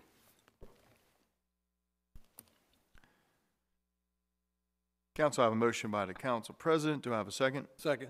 Seconded by Councilmember Boger. This is a motion to introduce an ordinance that amends Chapter 25 pertaining to Water and Sewer Commission and Marina Commission. This is a first reading. Questions or comments on the introduction? All those in, Oh, yeah, just on the introduction, just so that we're aware, this is something that we've been wanting to do for quite a while on the Marina Commission and the Water and Sewer Commission, was actually bringing a citizen chair. So I definitely encourage the council to vote yes on this one. Thank you. Thank you. Any other questions on introduction? All those in favor say aye. Aye. Aye. All opposed say nay. Motion to introduce ordinance carries 6-0 in the affirmative. Council, this will be known as Ordinance 1143, Ordinance 1143. An ordinance by the Mayor and City Council of Havre de Grace, Maryland, adopted pursuant to the authority of Article 11E of the Maryland Constitution, the local government article of the annotated code of Maryland, sections 33 and 34 of the Havre de Grace City Charter to amend chapter 25 pertaining to Water and Sewer Commission and Marina Commission. Council to have a motion to adopt ordinance 1143 on first reading. So moved. Second. Motion by the council president, seconded by Councilmember Boyer. Questions or comments? Council President? As the honorable council member stated, that this is a request from members on the commissions. Right now, the commissions, we have some commissions where you have an ex officio member, meaning that you have a council person there as a representative, and then we have other commissions where the council members are chairs of the commission. We've had specific requests from the Water and Sewer and the Marina Commission to change from a chair position to an ex officio member. So we have citizens out there running the meetings versus the council members running the meetings. So the council members are more there as representatives. It gives power back to the citizens, and I think it makes the commissions run more smoothly. We were asked to change it, and this is our effort to do so. Great. Thank you very much, Council President. Any other questions or comments? Roll call vote on ordinance 1143. Councilmember Jones. Yes. Councilmember Boyer. Yes. Councilmember Shenagus. Yes. Councilmember Boger. Yes. Council President Ringsager. Yes. Councilmember Robertson. Yes. By roll call vote of 6-0 in the affirmative, City Council Ordinance 1143 is approved and adopted on first reading. And Council President, also again, public hearing next meeting? It's going to be a long meeting. Okay, we'll do March 18th at 7 o'clock. At the next council meeting will be the public hearing on this ordinance, ordinance 1143. Item E, Councilmember Jones. Thank you, Mayor. I move to amend Chapter 97 of the Historic Preservation Ordinance. Thank you. Council, I have a motion by Councilmember Jones. Do I have a second? Second. Second by the Council President. This is a motion to introduce an ordinance amending Chapter 97 with Historic Preservation Commission. It's a first reading. Do any questions or comments on the introduction? Make a quick comment. Sure, go ahead. That this ordinance would conform to city code, our city code with state code. It says that we need to reduce the number of alternates from 2 to 1. Thank you, Councilmember Jones. Any other questions or comments on the introduction? All those in favor say aye. Aye. Aye. All opposed say nay. Motion to introduce an ordinance carries 6-0 in the affirmative. Council, this will be ordinance 1144, ordinance 1144. An ordinance by the Mayor and City Council of Havre de Grace, Maryland, adopted pursuant to the authority of Article 11E of the Maryland Constitution, the local government article of the annotated code of Maryland, and sections 33 and 34 of the Havre de Grace City Charter to amend Chapter 97, Historic Preservation Commission. Council will have a motion to adopt on first reading, ordinance 1144. So moved. Second. Motion by the Council President, seconded by Councilmember Shenagus. Questions or comments? Roll call vote on 1144. Councilmember Robertson. Yes. Councilmember Jones. Yes. Councilmember Boyer. Yes. Councilmember Shenagus. Yes. Councilmember Boger. Yes. Council President. Yes. By roll call vote of 6-0 in the affirmative, City Council Ordinance 1144 is adopted and approved on first reading. How about March 18th? You feeling March 18th on this one? 18th. All right, we'll do March 18th on this one. And we'll have the public hearing on Ordinance 1144 at the next council meeting on March 18th, 7 o'clock. And the last ordinance, Councilmember Boger. Mayor Martin, Council, I move to introduce ordinance amending Chapter 196 pertaining to the city water capital cost recovery charge. Second. Council, I have a motion by Councilmember Boger, seconded by Jason. Councilmember Robertson.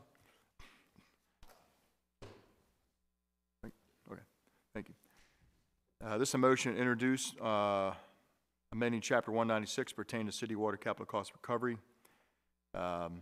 This is introduced an ordinance. Question or comments on the introduction of this ordinance? All those in favor say aye. Aye. All opposed say nay. Motion to introduce the ordinance carries 6-0 in the affirmative. Council, this will be known as Ordinance 1145, Ordinance 1145. An ordinance by the Mayor and City Council of Havre de Grace, Maryland, adopted pursuant to the authority of Article 11E of the Maryland Constitution. The local government article of the annotated code of Maryland, sections 33, 34, and 71 of the Havre de Grace City Charter. Amending City Code Chapter 196 and Exhibit A thereto with respect to the city water capital cost recovery charge. Council, I have a motion to adopt on first reading. Second. I have a motion by Councilmember Jones, second by the Council President. Question or comments? Council President. So this isn't something we want to do. It's unfortunately something that we feel that we have to do. I remember it was 6 years ago this month probably, sitting there with the mayor and discussing whether or not I was going to run for council or not. And he said, your job as a council person is to protect the assets of the city of Havre de Grace from those who take advantage of you. And I'm not saying that the builders are taking advantage of us. The problem is the water hookup fees haven't kept up with inflation. Several years ago, well before any of us were here, well, not you, they lowered the costs down to $18,500 for the hookup fee. And at that time, it seemed prudent. Well, now we have an exorbitant amount of houses going up on the hill and around, and we can't physically service them with water. We need to build a water tower. And we either raise the taxes and charge every one of you out there in TV land extra money so we can build a water tower for people who don't live here in Havre de Grace yet, or we do a capital cost recovery fee increase, which raises the fee on hooking up to our water to recover the cost of building that water tower.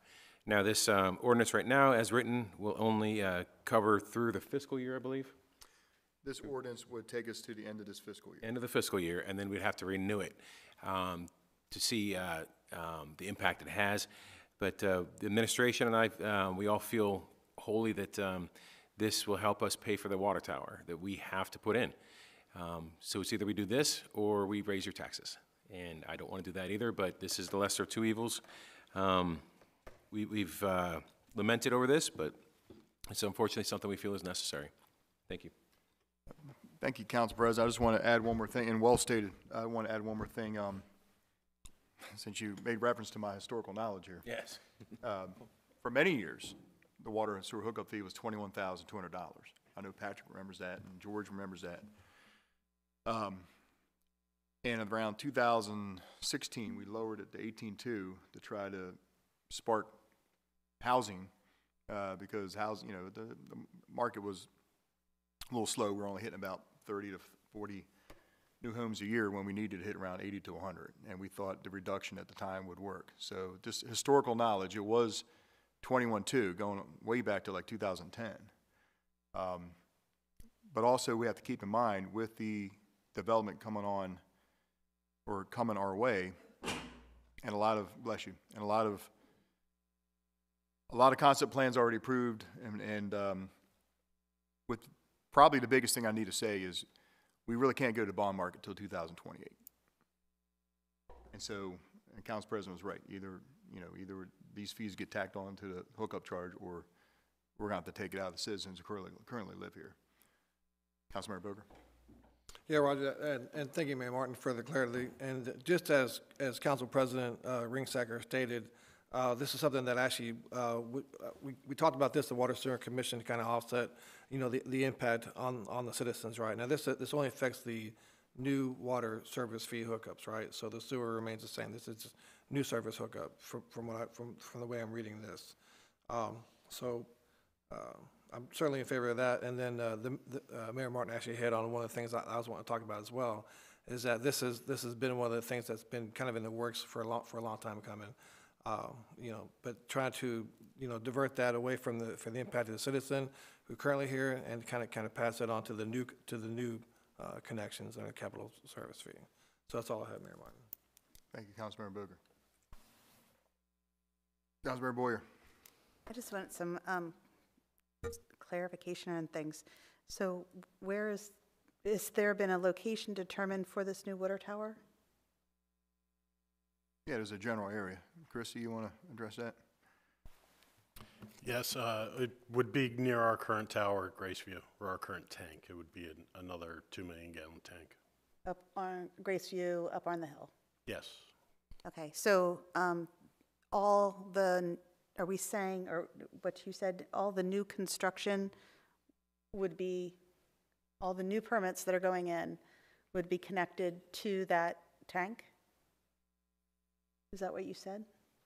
For the most part, it's downhill all the way there to Blenheim Farm. So they would be fed down the tower. That's why we're putting the water line up 155. We can feed the towers, we can feed what we can, and then the tower would service the new houses in Bully Rock and then the legacies down towards Blenheim. I could, Right. I want to address your question, Councilmember Boyd, but I actually asked Patrick Seipel to stay here this evening for this ordinance. And Patrick, can you address Councilmember Boyd's question as well as the prospect of this tower and why it's needed? And we'll go right back under your question, Councilmember Boyd, when he's done. Thank you. Most certainly. Well, first of all, let me take a step back and have you understand that, or hopefully explain that our water system, we look at it in its totality. There are various components and aspects to it. And at various thresholds of hookups to our system, it triggers various components then to be added.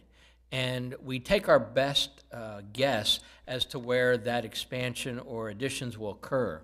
So we refer to zones 1, 2, and 3. Sometimes zone 2 is broken into two zones, zone 2A and zone 2B, but not to confuse you anymore. With that being said, right now we're running the, as the mayor talked about in our his State of the City address, we're running a transmission line up to the Graceview Tower from the water treatment plant.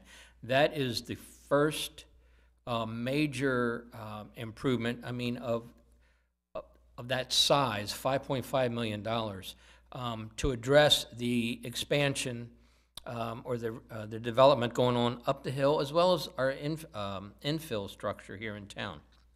The next big step we have to take will be an additional water tower or tank.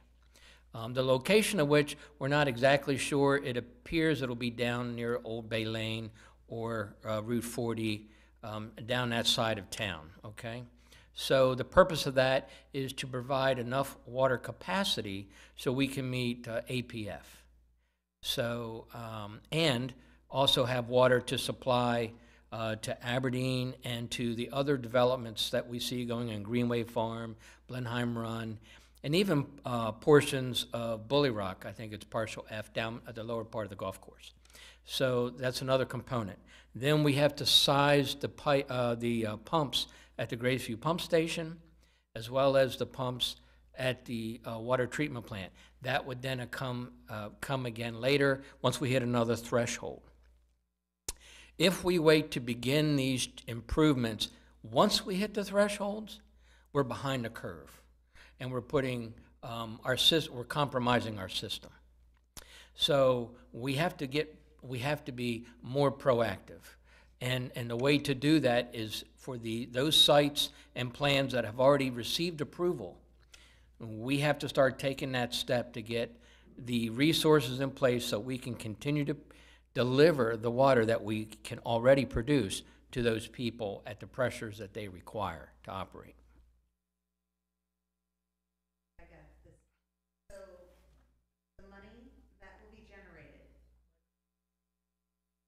The money that will be generated will go to pay for the projects that have already been planned, which include another tank up at Graceview, or is it going to be a tank down on the Route 40 corridor?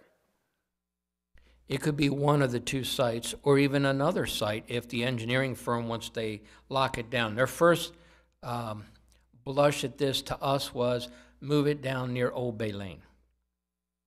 So that's what we looked at. Now, but we asked them, have they considered near the Graceview site where the existing tank is? Or is there another site of best fit? Their first response to us was what improvements needed to be made to the system to accommodate the growth based on our predicted growth pattern that we're seeing today, okay? And where we saw it occurring.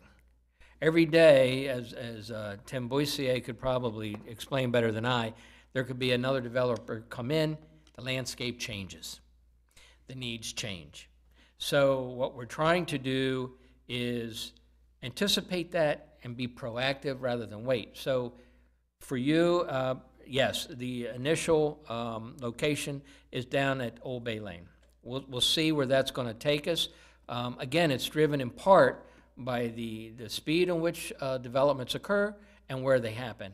And that's the hardest part for us to do is if we had that crystal ball, I'd probably be in Atlantic City right now. But it's anticipating the developers who are still yet to come in, as well as the ones that are building out right now, Greenway and Bully Rock in particular, as well as some infill. But that would certainly address if we are able to go further down Route 40 and also satisfy Aberdeen, you know, if we come up to terms with them, having the tank at, or the tower at Old Bay Lane. And just to clarify as well that, you know, we talk about the changing landscape. One of the things that's part of the impact is that we're seeing higher density by the developers, therefore causing more demand on water. Yes. In those areas, correct?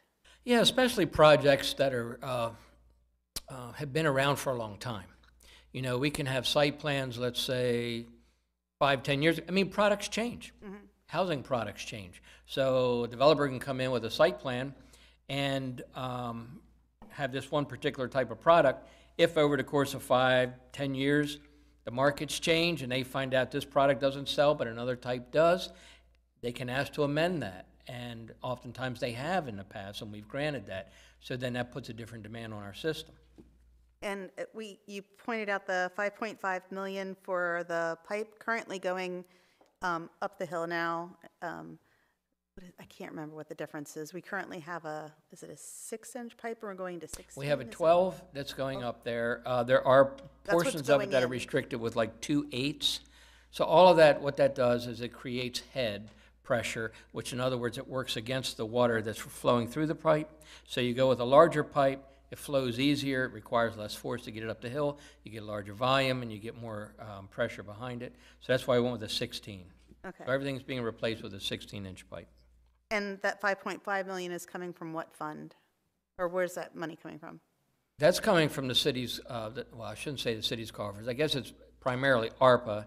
Mr. Doherty, Director Doherty can probably speak to that better, but some of our ARPA funds were directed towards that. It could have been a small portion of our bond that we had left from other projects that had been closed out. Okay. Thank you. Thank you, Mayor. Thank you, Councilmember Boyer. Any other questions or comments for Mr. Seipolt while he's up here? Thank you, Patty. Appreciate it. You're welcome, Mayor. Okay. Any other questions at all? Comments? All right, Council, we are under the motion. Councilmember Jones made the motion, seconded by the Council President. This is ordinance 1145. I'll do the roll call vote. This is 1145 on first reading. Council President? Yes. Councilmember Robertson? Yes. Councilmember Jones? Yes. Councilmember Boyer? Yes. Councilmember Shanegas? Yes. Councilmember Boker? Yes.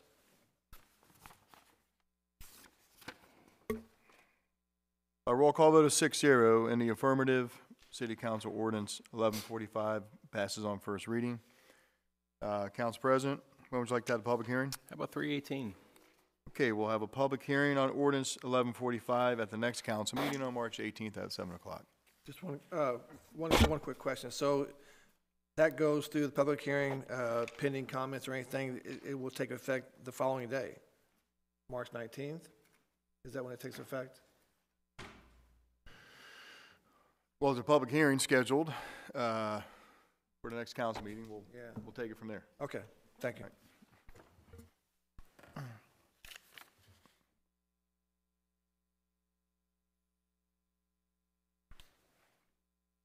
Okay, thank you.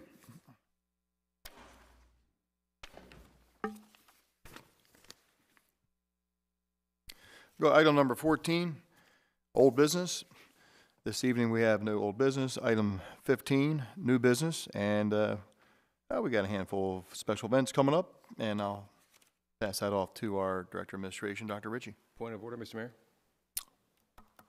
Yeah, go ahead.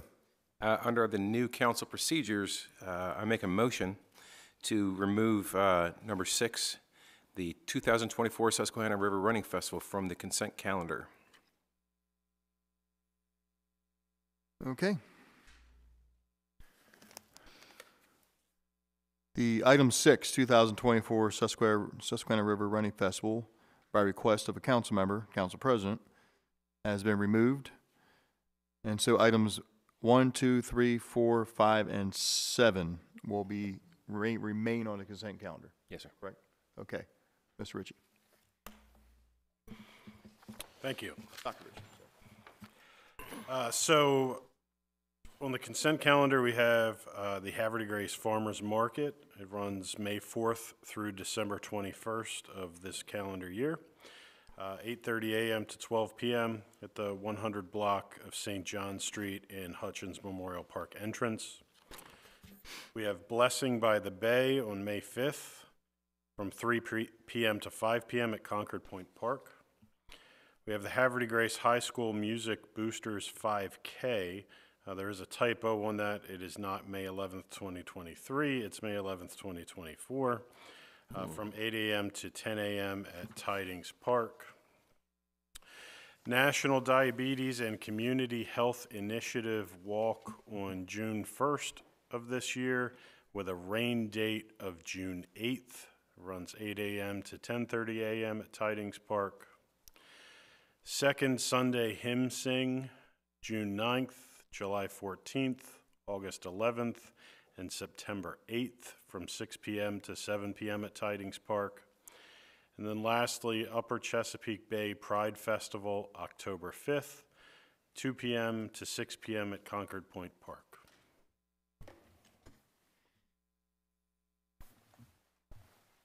Okay. Thank you very much, Dr. Ritchie. Have a motion to approve the events. So moved. Second? I have a motion by the council president, seconded by Councilmember Shanegas. Questions or comments? Council President? It's great to see a lot of these returning events. You know, the farmers market, you know, Donna spoke about it earlier. Love it. I personally would like to get them back in the park, but we'll see what happens in the future. You know, the Blessings by the Bay, I will try to be there this year, I promise. I'm super excited about the Diabetes Walk that's hosted by Al Mao's Shrine, the Prince Hall Shrine here in town. They're a bunch of good friends of mine. I love going down there for that. I vote yes on everything here. Thank you, Council President. All those in favor say aye. Aye. All opposed say nay. Motion to approve special event 1, 2, 3, 4, 5, and 7 are approved 6-0 in the affirmative. Council President, you requested item 6 be removed. You have the floor. Well, we removed from the consent calendar, sir, if we could have the Director of Administration read the entire packet. Sure.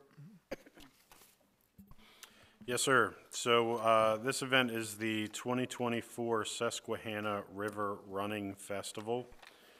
The sponsoring organization is the Albert Casey Scholarship Fund Incorporated. They are a 501c3. It is a 5K, a 10K, and a walk. The setup date would be September 20th at 7 a.m. The event date would be September 21st at 8 a.m., and it would end the same day at 4 p.m. And then breakdown would be finished at 6 p.m.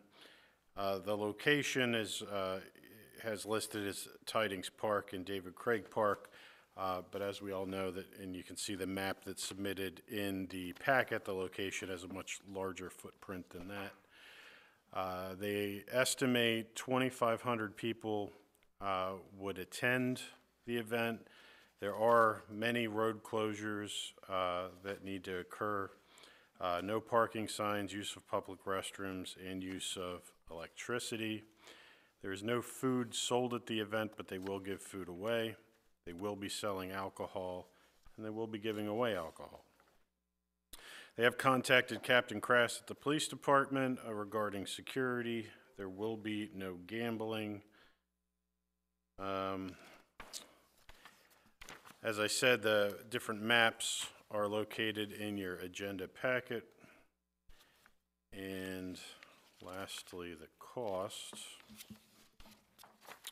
There is a considerable law enforcement and public works commitments to this event, and the total cost between the two is $31,865.52. Thank you very much, Dr. Ritchie. Council, I have a motion to approve the 2024 Susquehanna River Running Festival. So moved. Second. Motion by Councilmember Boyer, seconded by Councilmember Robertson. Question or comments? Council President?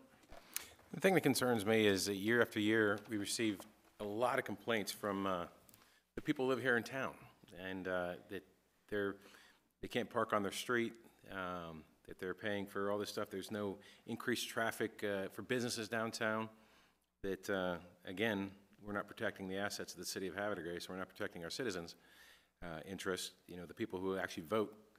And it just concerns me that we get a large group like this that comes in and, we overwork our police on an already busy weekend with other events going on already approved for that weekend downtown, and we're not seeing return on investment. We do recoup some of the costs for our police officers, but it's a very, very inconvenient time for all our citizens who actually live in town, the people who go to our businesses, and not just show up to run and then go home. So I'll be voting no, and I don't see the benefit. Year after year we've had this, and I have yet to see the benefit of this event in town, and now one of their major sponsors was the hospital, and the hospital's gone. I don't know that they'll have all their sponsorship. I was hoping that tonight, with it being on the agenda, that the organizers would be here to answer questions. But with that, Mr. Mayor, thank you. Thank you, Council President. Councilmember Robertson. Thank you, Mr. Mayor. It's almost hard to, it's kind of an intangible of the total tourism impact during race day and then after the event.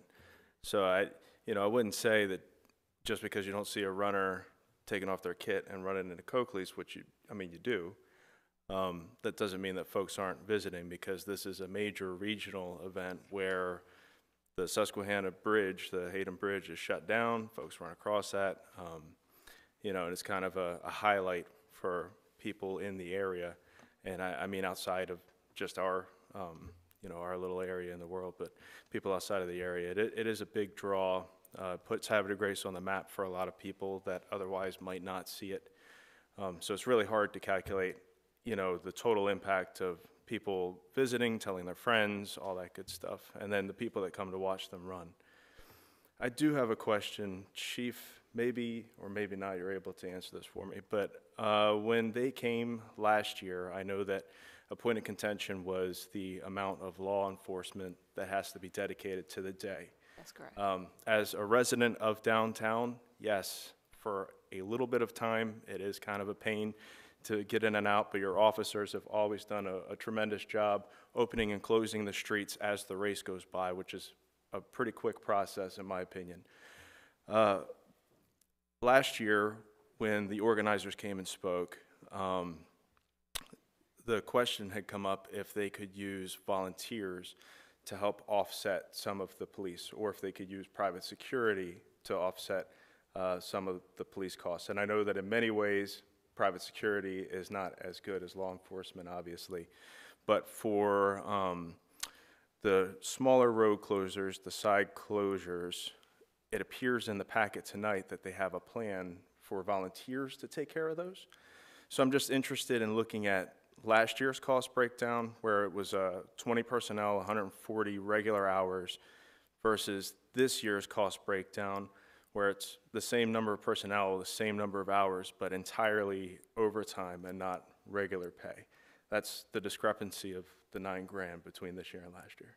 Yeah, well, actually, it didn't come off last year because of the weather. So we didn't actually have it last year because of the time of the year and storms and stuff like that. So we didn't actually have it last year. But we do suggest, and I know when they came here last year, the folks that were running the race also said that they would hire security. I'm not really sure if they did or not, because again, we didn't have the race. So we went on ahead and still had our full complement of law enforcement between the Sheriff's Office, Maryland Transportation Authority, those types of things. Because a lot of times also with volunteers, that's what you get. Sometimes they show up, sometimes they don't, sometimes they leave when they get tired. And I'm not saying that happens in every instance, but we do have to maintain at least the larger intersections, the larger areas. And then, yeah, we do try to relegate the less or the more benign areas for like volunteers and our auxiliary and that type of thing. Okay. Is there a reason why it's 140 hours committed and overtime is expected this year versus last year it was 140 hours regular time? Well, a lot of times it also depends on our manpower allocations. What else is going on? Because we also have the seafood festival going on right after that. So, and then we also have to actually respond to calls for service.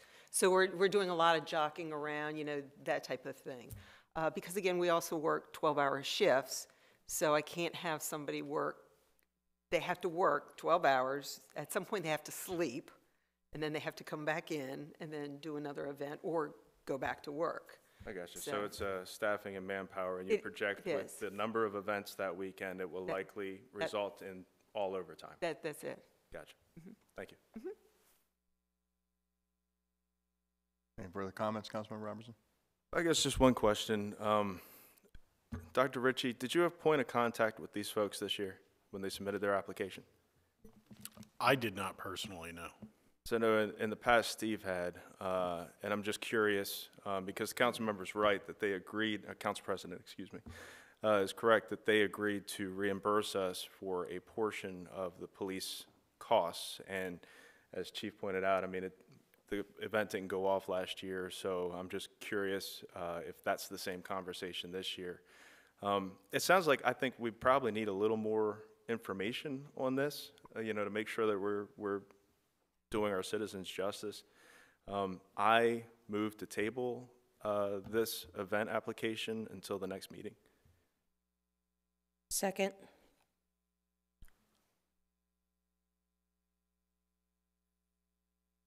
Council, I have a motion by Councilmember Robertson.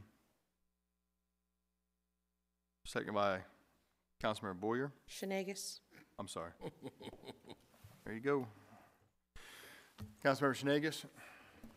This is a motion to table the approval for the Susquehanna River Run Festival, correct?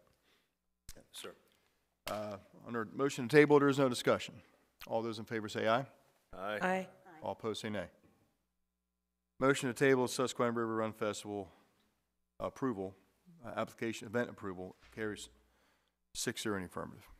Can I make a comment at this time? You can make a comment now if you want. All right. We already voted on it. We already voted on it. That's fine. I wanted to commend Jason for his diligence on that. A lot of stuff I wouldn't have thought of.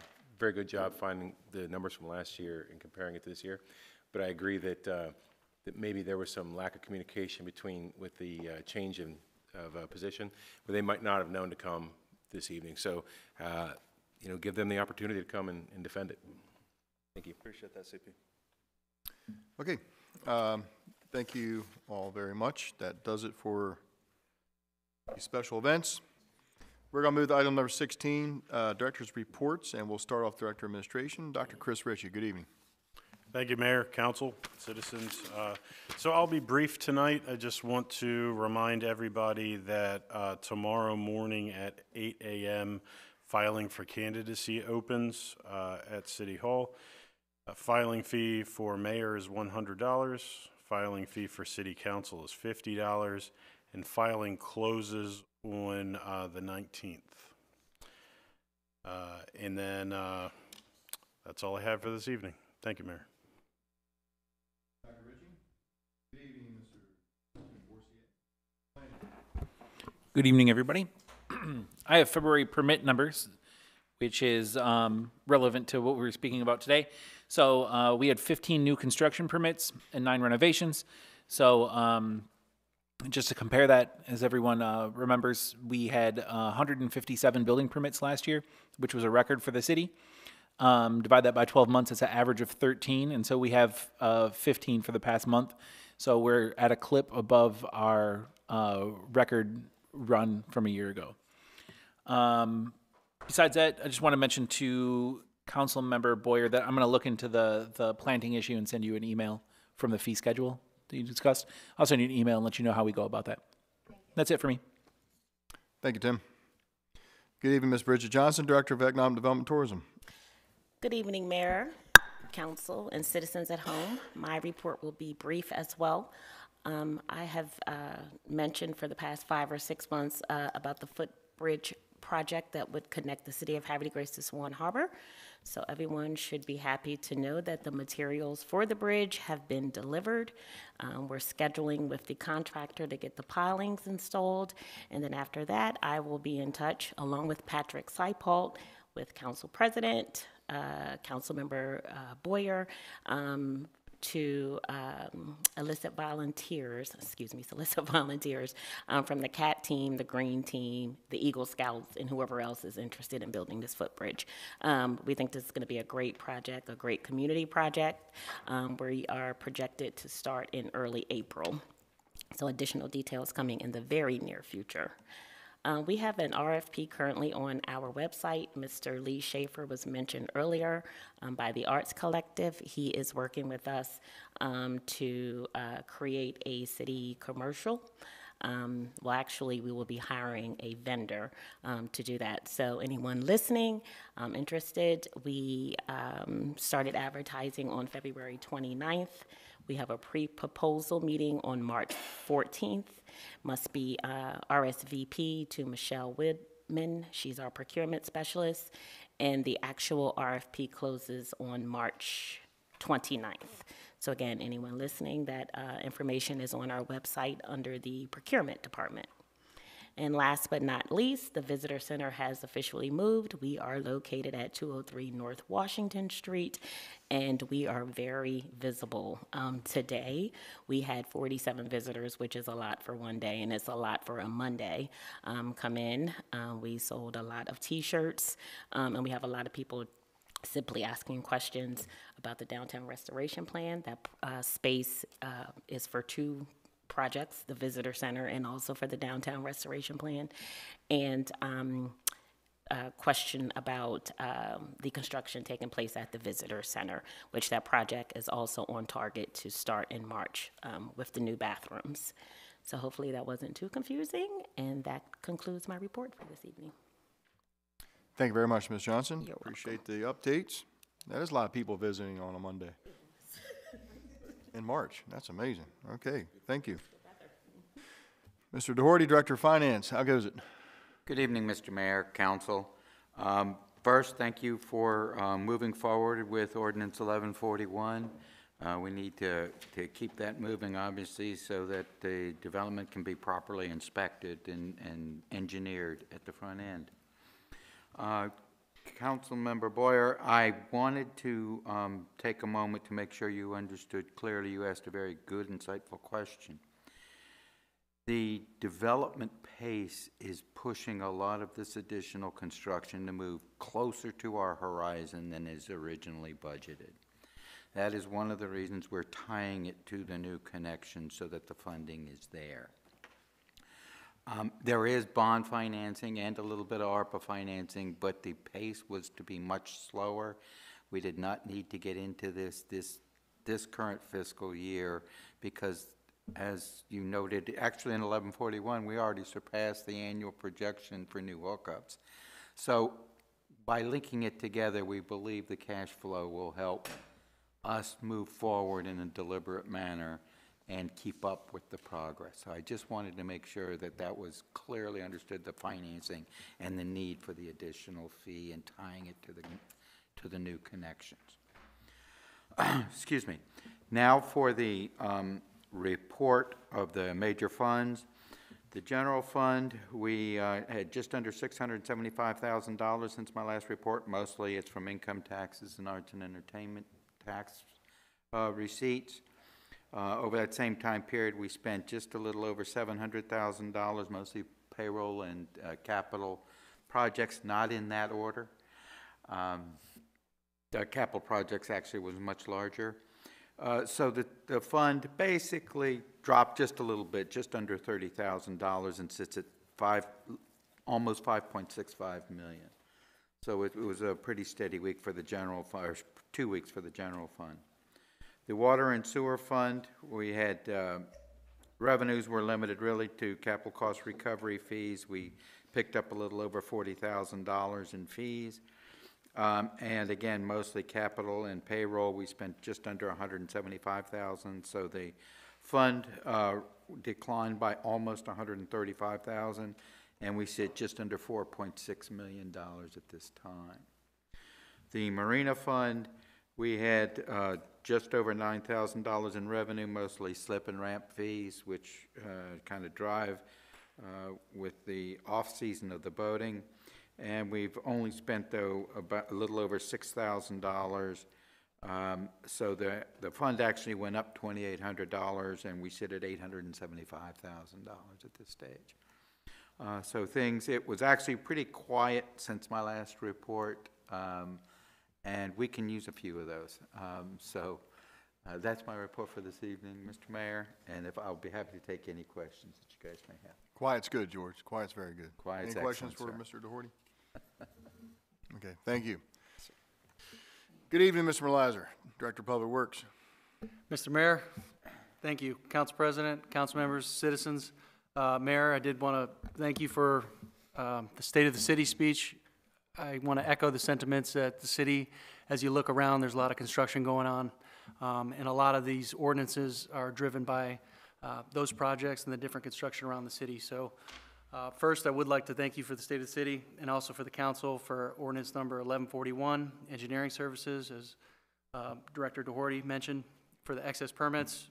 Secondly, ordinance 1142 requires the submission of as-built just to make sure there's no changes made to the original plans, and we can view that before the use and occupancy.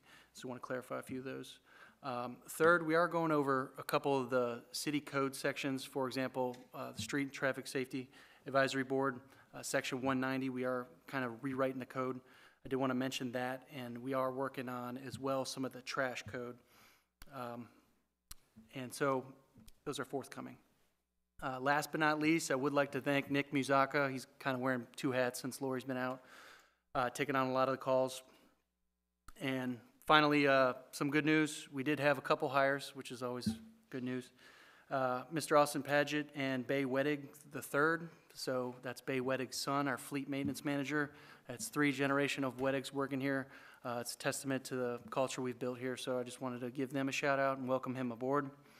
And I think that's pretty good feat for a city. So that's all I have to report. Thank you, Mayor. Thank you very much. Any questions for Mr. Merlizer? Yes. So how do you call them Old Bay, New Bay, and what? We're going by, this is just kind of off the cuff, but we like Bay 3. Okay. Bay 3 is a good one. Thank you. Thank you. Councilmember Robertson.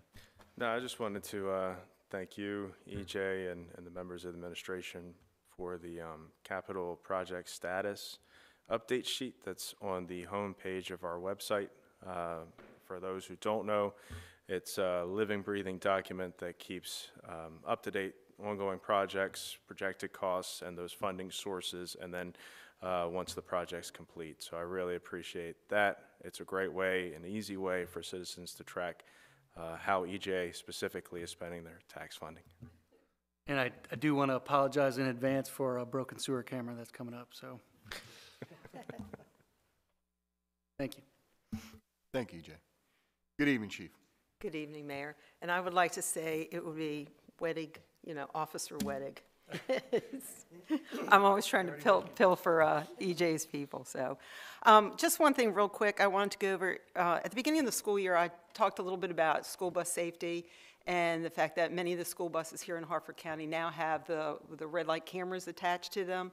so that whenever the bus driver activates the red lights, they first start out with the yellow lights and then they activate the red lights.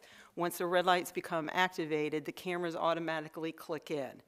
And the reason why I tell you that is because we got the information from the Sheriff's Office today as to from August the I think it was the 28th to the beginning of March, August 28th, 2023 to the beginning of March 2024, the number of citations that have been issued to folks in Harford County. Here in the city of Havre de Grace, even though it was 21078, I just wanted to keep it towards the incorporated city, they have issued 229 citations.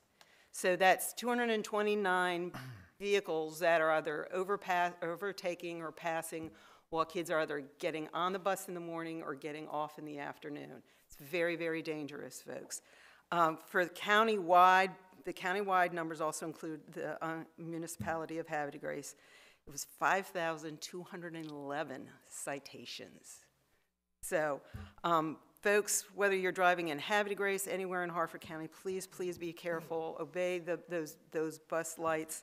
I can't say it enough. The citations from the cameras are a lot less expensive, but if a police officer happens to stop you, it's a $570 ticket and 3 points on your driver's license. So, as I like to say before, give the kids a break and pay attention, no matter what. You have to pay attention. And I think that is it, Mayor. Thank you. Thank you very much, Chief. Appreciate the words of advice. We're going to move to item number, I'm sorry. Who has a question? Councilmember Boyer.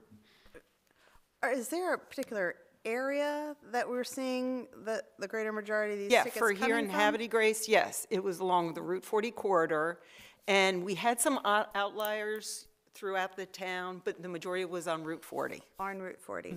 So do you think people are just not understanding the rules on Route 40 because it's a two-lane? No, I think they're just gunning it. Blowing through, okay. And are those tickets, they occurred within our jurisdiction, are they people that are from Havre? I don't know. Without running the tickets, see, because we don't issue those citations, with the cameras, that is coming from the Sheriff's Office. But we get the information from the Sheriff's Office for the entire county, you know, where the citations are. I mean, I can run all of those tags and find out. So it could be a variety. It could be residents in Harford County. It could be those passing through. That's why I said no matter what, whether it's in Havre de Grace or anywhere in Harford County, you have to pay attention to that. Got it. Thank you. No problem. Any other questions? Thank you, Chief. Okay, we're going to go to item 17, business from the mayor.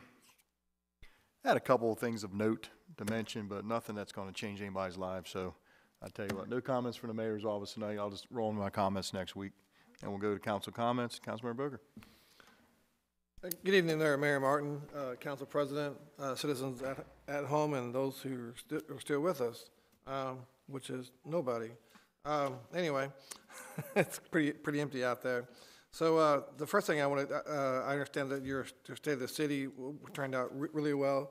Some good positive comments out of that. The one good thing that came out of it, I've been elected as a designated survivor, if I'm not mistaken. So I appreciate that. I appreciate the trust and confidence. Reminds me of the Kiefer Sutherland show, right?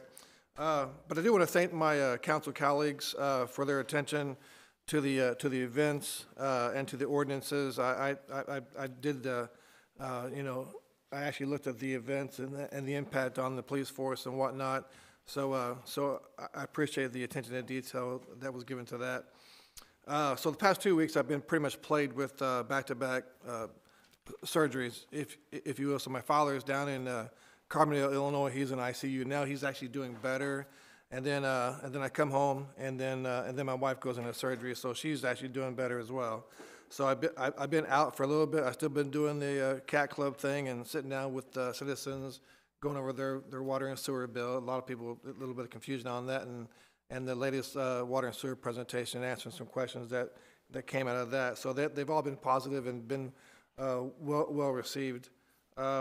So I'll go ahead and just keep it short. I do want to thank the police department, Susquehanna Hose Company, all of the first responders who are out there helping us and keeping our city safe. That's all I have, Mayor Martin. Thank you very much, Councilmember Booger. And you should be honored that you're the designated survivor. So just want to let you know that we have confidence that you can run the entire government. I'm going to get a name tag. Councilmember Jones. Great, thank you, Mayor.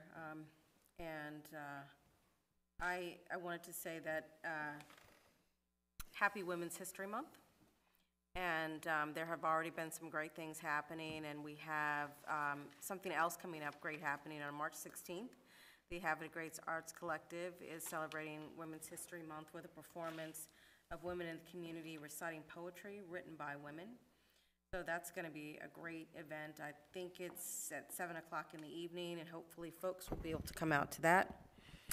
I also wanted to share that last week was a pretty busy week for me, just celebrating Women's History Month, attending the Athena Awards, and then also representing the City of Havre de Grace at the Harford County Commission for Women's Leading Women Annual Award Ceremony.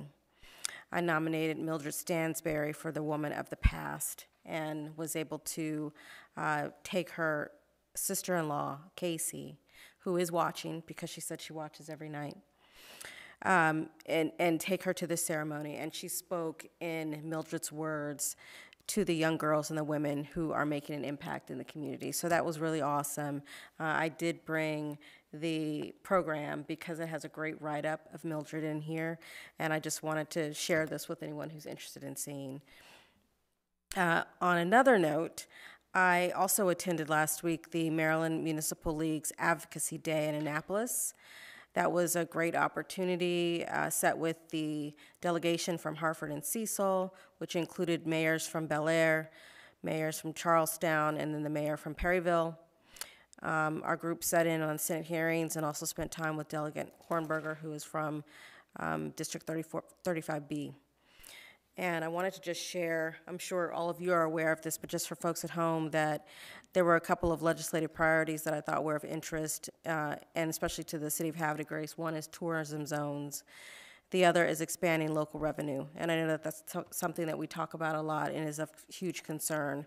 The third was speed cameras, but we don't really talk about that in Havre de Grace. So that was a great day. There were so many mayors from across the state, more mayors than not, and it was just a great opportunity to kind of hear what's going on, see what's going on, and to meet some folks that are doing work in Annapolis. That's it for me. Thank you. Thank you very much, Councilmember Jones. Good evening, Councilmember Boyer. Thank you, Mayor. I, too, attended the Leading Women's Annual Awards, and I got to tell you, it was a wonderful event. It was basically a Havre de Grace event, and it was a Havre de Grace event because of the, let me see, 12 young ladies recognized at the event. 4 of them were from the City of Havre de Grace. And they were, each and every one of them are just amazing in their own right. It was a really great event. I'm very happy to have been invited to attend that. It's just really exciting to see the passion each one of these young ladies had to public service and to making the world a better place. And I think the keynote speaker was great in the way that she really got everybody up and going and emphasizing how they can be the change that makes the world a better place. I also last week, well, I guess it was, when was it? It was on the 27th. I went to an event in Perry Hall with Adam. It was a community event that was focused on the impact the piece of legislation has in Annapolis in regards to housing and development. There were, I would say, about almost 100 people in the room, and their level of, they were learning a lot about the program, and I was able to share with them the perspective from a municipality. Baltimore County doesn't have municipalities, and it was an eye-opener for them. They were looking at the legislation mostly from the perspective or the lens of being near a transit hub or a train station, and you could see the aha moments when they saw the impact that that would have on a small municipality and our need for adequate public facilities. So hopefully we've been able to pull them into the league of municipalities and organizations voicing their concern against the legislation. I don't know necessarily if they'll be able to stop the legislation, but hopefully we'll see some amendments be added on soon that might be in our favor. And I also want to thank the Northeast Maryland Technology Council for the award that they gave me earlier, or actually last week. I received the Innovator of the Year award for my work with the United States Army, but while I was there, there were a lot of absolutely amazing recipients that also received it, of which I want to just point out to you all, because they've come to talk to us before, is the Discovery Center. And I think that is it's going to be a wonderful opportunity to share the STEM education and opportunities for students to learn more in the future. And if you haven't had a chance to go to it, you might want to try to figure out a way to go to it. I know in June they have a STEM day at Ripken Stadium. That might be a good way to introduce yourself to it. So thank you very much for the award, and I'm very appreciative of the experience. Thank you. Thank you very much, Councilmember Boyer, and good evening, Councilmember Shenagus. Good evening, Mayor, Council, Administration, and those of you at home. Well, I'd like to say, when you wake up next Sunday, March 10th, remember, it's daylight saving times ends, and we spring forward an hour. So just be ready and make sure you get to school early.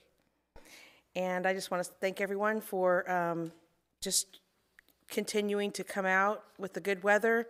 I saw a lot of people downtown. We had visitors. We had citizens riding bikes, motorcycles, walking about with their dogs, going to Bomb Boys to get ice cream, going to all the restaurants and parks. It was just beautiful to see. So everyone was being safe and polite, and I just want to continue to encourage everyone, whether our seasons bring weather, rain, warm weather. Right now we're kind of in that influx. Continue to just enjoy your time here in Havre Grace. Back to you, Mayor. Thank you very much, Captain. Good evening. No comment. And finally, we're going to go to the business from Council President. All right. Just to Mr. Mayor, Council, thank you all. To build upon what Councilmember Shenagus said, motorcycles are out, so look both ways, save a life. I know that the mayor, myself, Councilmember Boker, Councilmember Robertson will all appreciate it if you guys watch out for motorcycles. Director of Administration. Director of Administration too, yeah, I guess so. I was thinking, and over there, Bridget. I didn't forget you this time. I was coming around that side. She right on one. Yeah. You can hop on my motorcycle. I'll take you out anytime. But seriously, the motorcycles are out, weather's getting warm, and you're not used to seeing them over the wintertime, so just, slow down at the intersections, take a look. It's interesting, my son's learning how to drive, and his habit now is, he's learned from me, at the top of Bully Rock Parkway on 155, when that light turns green, you wait, and then you go. Because I can't tell you how many people I've seen blowing that light, and people need to slow down. Also, with the daylight savings time, be sure to change the batteries in your smoke detector. And because daylight savings, you're going to be all kinds of tired, I suggest on Saturday you come out to see Troop 965 at our spaghetti dinner and carbo load, so you can stay nice and awake on Sunday. And but that spaghetti dinner is at Level Fire Hall from 4 to 7 on Saturday. We will have tickets at the door, but this is our big fundraiser, and it allows us to cut the cost of summer camp for our kids, which is $550 a kid this year. And a lot of families can't afford that. I know money's tight for a lot of people, so. Come out, support the troop, and allows us to offset the cost significantly for the kids. And it's a mandatory event for the boys. They've all got to go out there and work to help cut the cost. Also, we got the spaghetti dinner coming up for Troop 967. I think it's April 13th, I can't remember. But I'll have more information on that too coming up. So last week I did go see the boys basketball team beat a Baltimore City team 88-19 in the first round of the playoffs. It was pretty good. And then we went to Patterson Mill. And I got to tell you, I saw the video, and I think the refs were wrong because we went into overtime with a buzzer beater, and the ball was out of his hands into the net. Our entire side started cheering, and the refs called off the shot and gave it to Patterson Mill, so our boys are out. But they had one heck of a season. And it's amazing to watch those kids go out there and play, and just the skill that they have. Gosh. But building upon Councilmember Jones, we talked about Women's History Month. The girls basketball team, they also had a playoff game last week on Friday, and they won 59-3. So that's a heck of a score, and they will be playing Patterson Mill on Wednesday at 5 o'clock at Patterson Mill. So make sure you make it out there. I think it's at Patterson Mill. Make sure you're out there to see them. But most of all, I want to end on this. It's the first time in Havre Grace High School history we have had a female wrestling champ, state champion, Madison Berth, won the 110-pound 1A state championship this past weekend as a wrestler. And I've watched her career. She's been an amazing wrestler. And I'd like to have her here before the council, Mr. Mayor, and I'll organize that coming up. But I got to tell you, we couldn't be more proud. And in the words of the immortal Dave Glenn, warrior proud, grace on top. Warrior proud, grace on top. Dave Glenn. Okay, thank you, Council President. We're going to go to item number 19, adjournment. May I have a motion to adjourn this meeting? Second. Motion by Councilmember Jones, seconded by Council President. All those in favor say aye. Aye. All opposed say nay. Motion to end the March 4th meeting is voted on 6-0 in the affirmative. The time is now 9:41. Thank you very much, everybody. We'll see you on March 18th. Everybody be careful, be safe.